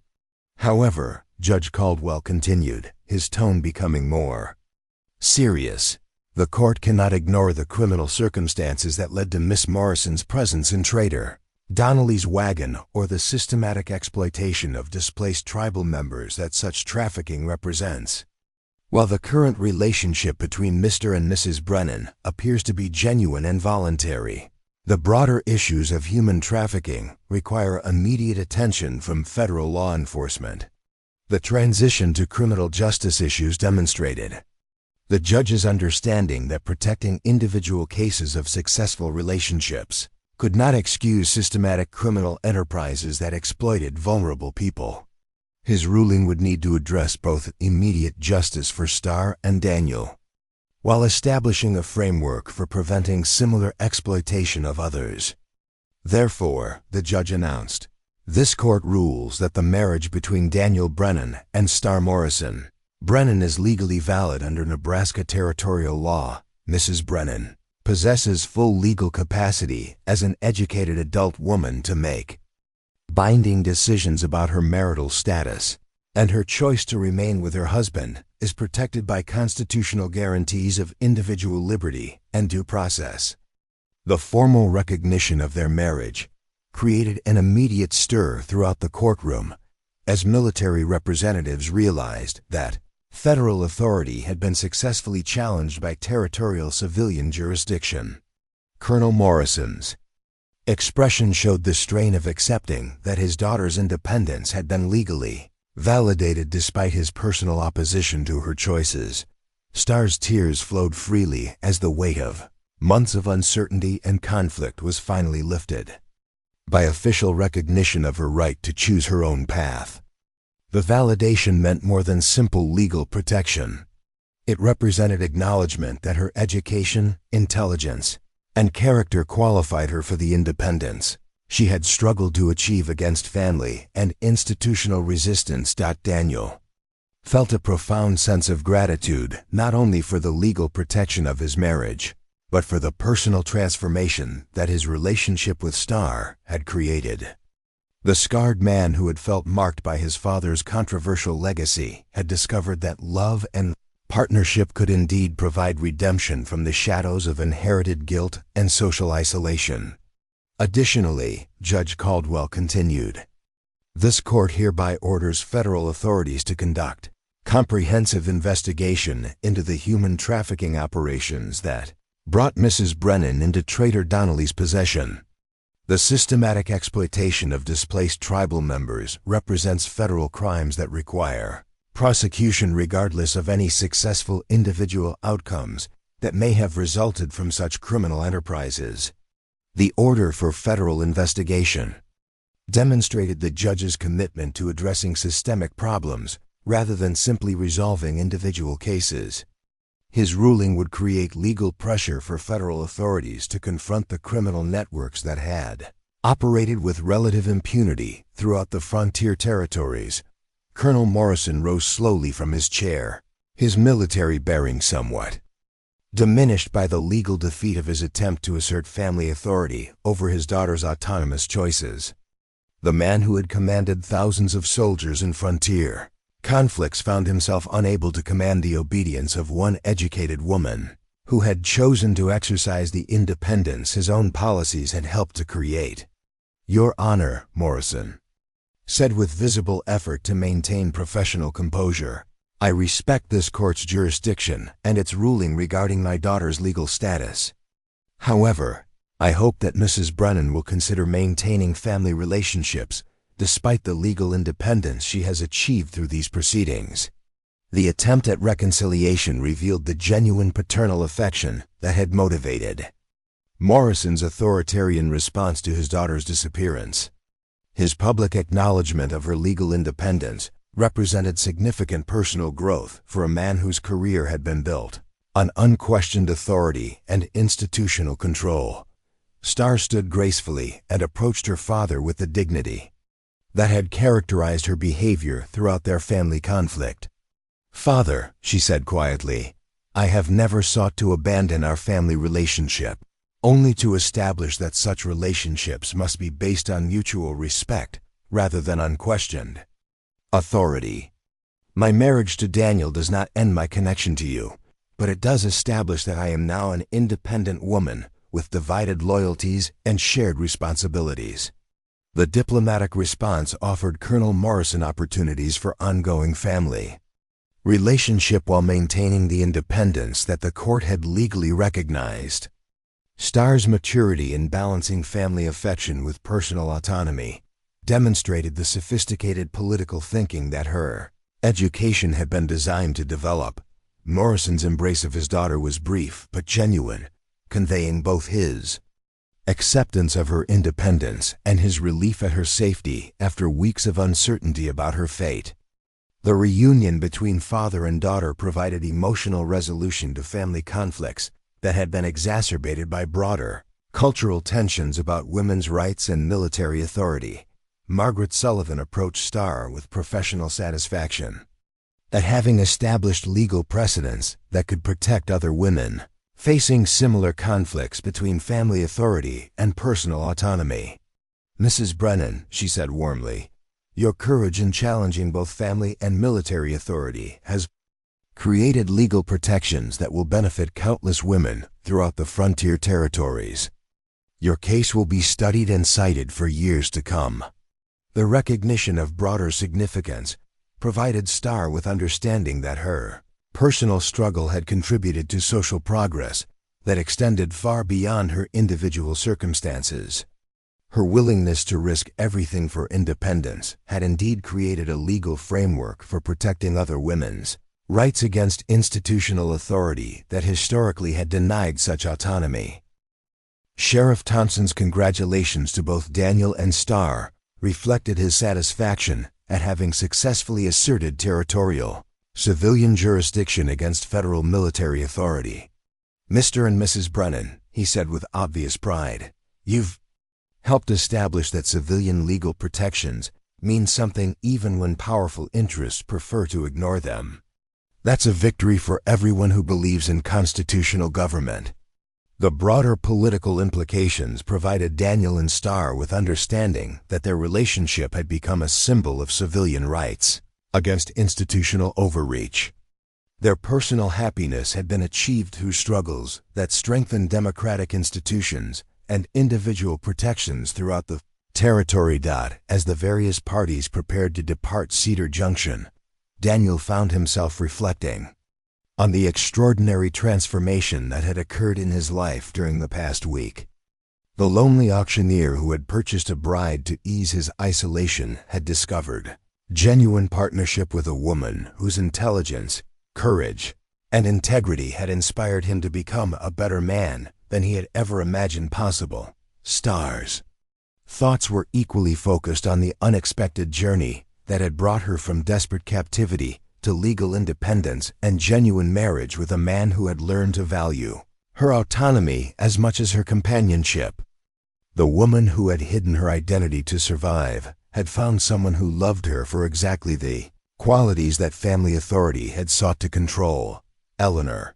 Walsh's practical preparations for the couple's return to normal domestic life reflected her satisfaction at having witnessed the development of a genuine partnership from the most unpromising commercial beginning. Her maternal instincts had recognized the potential for authentic love beneath the surface of their arranged marriage, and her guidance had helped nurture that potential into reality. The auction house that had once represented Daniel's refuge from social complications had become the site where constitutional principles were tested, and where two lonely people had discovered that mutual respect could indeed provide the foundation for lasting partnership. The building's transformation from commercial space to domestic home paralleled the evolution of its occupants from strangers to partners. Marcus Donnelly's arrest by federal marshals provided justice for the criminal enterprise that had exploited Starr and countless other vulnerable people throughout the frontier territories. The trader's prosecution would send clear messages that human trafficking would no longer be tolerated as an acceptable business practice, regardless of frontier conditions or cultural prejudices that had historically protected such exploitation. Legal precedents established by Judge Caldwell's ruling would indeed influence territorial law for generations, creating protections for individual autonomy against family and institutional authority that had never before been tested in frontier courts. Starr's case would be studied by legal scholars and cited by attorneys defending women's rights throughout the developing Western territories. Colonel Morrison's departure from Cedar Junction marked the beginning of a different relationship with his daughter, one based on mutual respect rather than military authority. His acceptance of her independence represented personal growth that paralleled the broader social changes occurring throughout frontier society as democratic institutions matured and individual rights gained protection against institutional overreach. 6 months later, the Brennan Auction House had become a thriving center of commerce that served multiple communities throughout the Nebraska Territory. Daniel's reputation for honest dealing had been enhanced by his principled stand for individual rights, attracting customers who respected his integrity and his commitment to equal treatment, regardless of cultural background. Starr had established herself as a cultural bridge between tribal and white communities, using her education and family connections to facilitate peaceful cooperation rather than military conflict. Her work had demonstrated the success of federal educational policies while providing practical alternatives to the authoritarian approaches that had characterized previous territorial administration. Their marriage celebration, held on the anniversary of Judge Caldwell's ruling, drew guests from throughout the territory representing every community that had been affected by their legal victory. The ceremony combined Christian and traditional Native American elements, creating a cultural synthesis that honored both backgrounds while establishing new traditions for their shared future. The children who eventually blessed their union grew up bilingual and bicultural, embodying the kind of successful integration that federal educational policies had been designed to achieve. Their success demonstrated that cultural differences could indeed be bridged through mutual respect and shared commitment to justice rather than the military force and cultural suppression that had previously characterized frontier development. Daniel's scars, which had once marked him as damaged goods unsuitable for conventional marriage, became symbols of survival and strength that commanded respect throughout the territory. His transformation from lonely bachelor to respected community leader demonstrated that personal redemption was possible when supported by genuine partnership and shared commitment to principles larger than individual comfort. Star's journey from hidden captive to territorial leader illustrated the potential for individual courage to catalyze social transformation when supported by democratic institutions and constitutional protections. Her success validated federal educational investments, while demonstrating that independence and cultural integration could be achieved through choice rather than coercion. The auction house continued to serve as neutral ground where different communities could meet safely for commercial and social interaction. Daniel and Star's home had become a symbol of successful cultural cooperation that provided practical alternatives to the military solutions that had previously dominated frontier policy. Their love story had indeed become something far greater than personal romance, demonstrating that individual courage and mutual respect could triumph over institutional authority and cultural prejudice when supported by democratic principles and constitutional protections. The mail-order bride who had once hidden her identity had become a territorial leader whose influence extended throughout the frontier regions. Together they had proven that the most powerful force for social change was not violence or institutional authority, but love that transcended every boundary that prejudice and fear had constructed. Their partnership continued to serve as evidence that understanding and justice could provide better solutions than the conflict and domination that had historically characterized territorial development. The lonely auctioneer and the hidden princess had found in each other not only personal happiness, but also the courage to challenge systems of oppression that denied basic human dignity to anyone deemed inconvenient by established power structures. Their victory had been achieved through principles rather than force, creating lasting change that would benefit generations of frontier families seeking justice and genuine partnership in an often hostile world. The establishment of the Brennan Cultural Institute, 3 years after their marriage, represented the culmination of their shared vision for bridging cultural divides through education rather than military force. The Institute occupied a substantial brick building constructed with funds donated by territorial officials who recognized the value of Star's approach to peaceful cultural integration, creating the first institution of its kind in the Nebraska Territory. Students from both white and Native American communities attended classes together, learning languages, customs, and practical skills that prepared them for successful interaction across cultural boundaries. The curriculum reflected Star's sophisticated understanding of both educational systems, combining traditional tribal knowledge with European academic subjects in ways that honored both heritages while preparing students for the complex realities of frontier life. Daniel's role as administrator allowed him to apply his business skills to institutional management while supporting Star's educational vision with practical expertise in finance and organization. His transformation from lonely auctioneer to educational leader demonstrated that personal growth could indeed create opportunities for service that extended far beyond individual satisfaction or commercial success. The Institute's success attracted attention from federal education officials who had struggled to develop effective approaches to cultural integration throughout the Western Territories.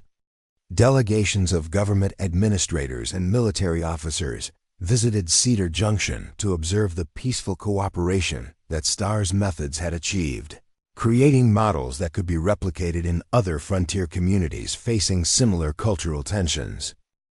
Eleanor Walsh had assumed responsibility for training domestic instructors who could teach practical household skills while respecting cultural differences that shaped family structures and gender roles across different communities. Her Irish heritage provided a valuable perspective on maintaining cultural identity while adapting to new social environments, creating curricula that honored diversity rather than demanding complete assimilation. The Institute's library became a repository for tribal histories and cultural documents that might otherwise have been lost during the rapid social changes affecting Native American communities. Star's scholarly approach to preserving traditional knowledge while facilitating cultural adaptation, created resources that served both educational and historical purposes for future generations. 10 years after Judge Caldwell's landmark ruling, the legal precedents established by their case had been cited in dozens of similar disputes throughout the frontier territories. Women facing conflicts between family authority and personal autonomy found legal protection through arguments that referenced Starr's successful assertion of educational credentials and individual rights against institutional pressure. The Brennan children had grown into remarkable young adults whose bilingual abilities and cultural sophistication made them natural ambassadors between communities that had historically viewed each other with suspicion and hostility. Their success demonstrated that cultural integration could indeed produce individuals who enhanced both heritages rather than diminishing either through compromise or assimilation. James Daniel Brennan, their eldest son, had inherited his father's business acumen along with his mother's linguistic abilities, establishing trade relationships that connected tribal communities with white commercial networks in ways that benefited both economies. His work demonstrated that cultural cooperation could create practical advantages that military domination had never achieved. Mary Starr Brennan had followed her mother's path toward education and cultural mediation, becoming the first Native American woman admitted to the University of Nebraska's teacher training program. Her academic success validated federal educational investments while proving that individual achievement could transcend racial and gender barriers when supported by adequate preparation and institutional courage. Their youngest child, Samuel Morrison Brennan, named in honor of his grandfather's eventual acceptance of cultural integration, had shown remarkable talent for legal studies that promised to continue the family tradition of challenging institutional authority through constitutional principles rather than violent resistance. Colonel Morrison's own transformation had been gradual but genuine, as his recognition of his daughter's success forced him to reconsider assumptions about military solutions to cultural conflicts that had shaped his entire career. His endorsement of the Cultural Institute had provided crucial political protection against conservative critics who viewed cultural integration as a dangerous compromise with enemy populations. The colonel's memoirs, published 5 years after his retirement, included extensive discussion of his daughter's influence on his understanding of effective frontier policy. His acknowledgement that educational approaches had achieved better results than military force represented significant personal growth for a man whose reputation had been built on exactly the opposite philosophy. Sheriff Thompson's political career had flourished as a result of his principled stand against federal military overreach, leading to his election as territorial representative and eventual appointment as federal district judge. His success demonstrated that defending constitutional principles could indeed create political advantage when voters recognized the importance of civilian authority over military power. The auction house continued to serve as the economic heart of Cedar Junction's growing prosperity, but its significance had expanded far beyond simple commercial function. The building had become a symbol of successful cultural cooperation that attracted visitors from throughout the nation who wanted to observe practical alternatives to the conflict and domination that characterized frontier development in less enlightened communities. Daniel's business relationships now extended throughout the Western territories, connecting producers and consumers across cultural boundaries that had previously prevented economic cooperation. His reputation for honest dealing and cultural sensitivity had created commercial networks that served multiple communities, while demonstrating the practical advantages of peaceful integration over military conquest. Starr's correspondence with former classmates from Carlisle had created informal networks of educated Native Americans who shared information about successful strategies for maintaining cultural identity while participating in American economic and political institutions. These relationships provided crucial support for individuals facing similar challenges in communities less tolerant than Cedar Junction had become. The federal investigation ordered by Judge Caldwell had indeed resulted in the prosecution of numerous traders involved in human trafficking operations throughout the frontier territories. Marcus Donnelly's conviction and 10-year prison sentence had sent clear messages that such exploitation would no longer be tolerated as acceptable business practice. Regardless of the cultural background of the victims, the investigation had also revealed the extent to which military personnel had either participated in or ignored criminal activities that targeted displaced tribal members, leading to reforms in military policy and accountability measures that provided better protection for vulnerable populations during periods of territorial transition. Educational reformers from Eastern universities had begun citing the Brennan Cultural Institute as evidence that peaceful cultural integration was not only possible but practically superior to military approaches that created lasting resentment and continued conflict. Academic studies of their methods had influenced federal Indian policy throughout the Western Territories. The Institute's agricultural program had introduced farming techniques that combined traditional Native American knowledge with European agricultural science, creating sustainable farming practices that increased crop yields while preserving soil quality. These innovations had spread throughout the territory, demonstrating that cultural exchange could produce practical benefits for all participating communities. Starr's publication of bilingual textbooks that taught English and tribal languages simultaneously had created educational resources that were adopted throughout the frontier territories. Her scholarly approach to language instruction honored both linguistic traditions while providing practical tools for cross-cultural communication. The medical clinic associated with the Institute combined traditional tribal healing practices with European medical knowledge, creating healthcare approaches that served diverse populations more effectively than either system could achieve independently. The success of this integrated approach had attracted attention from medical schools seeking to understand alternative therapeutic traditions. As they celebrated their 10th wedding anniversary, Daniel and Starr reflected on the extraordinary journey that had transformed their desperate commercial arrangement into a partnership that had influenced territorial development throughout the American West. Their personal happiness had been achieved through struggles that strengthened democratic institutions and individual protections for countless other families. The evening celebration brought together hundreds of friends and colleagues representing every community that had been touched by their work toward cultural understanding and peaceful cooperation. The gathering demonstrated that individual courage and mutual respect could indeed create social transformation that served human dignity rather than institutional convenience. Their grandchildren, now beginning to attend the Cultural Institute, represented the third generation of successful cultural integration that validated every principle their grandparents had struggled to establish. These young people embodied the promise that America had always represented, that diverse backgrounds could strengthen rather than weaken democratic society when supported by education and mutual respect. The legacy of the lonely auctioneer and the hidden princess continued to inspire individuals facing similar challenges throughout the expanding nation.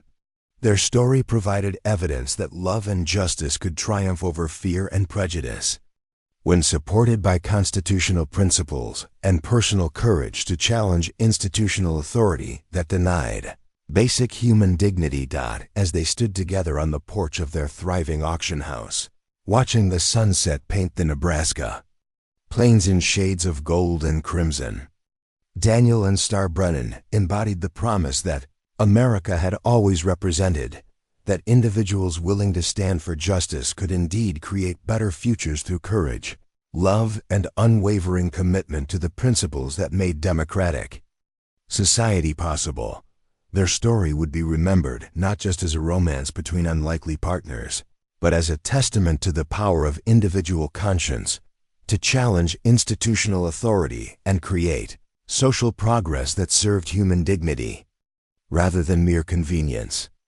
In a world often dominated by fear and prejudice, they had chosen love and justice, and their choice had transformed not only their own lives, but the entire community that had witnessed their extraordinary journey from commercial arrangement to genuine partnership and social leadership. Up next, you've got two more standout stories right on your screen. If this one hits the mark, you won't want to pass these up. Just click and check them out. And don't forget to subscribe and turn on the notification bell so you don't miss any upload from us.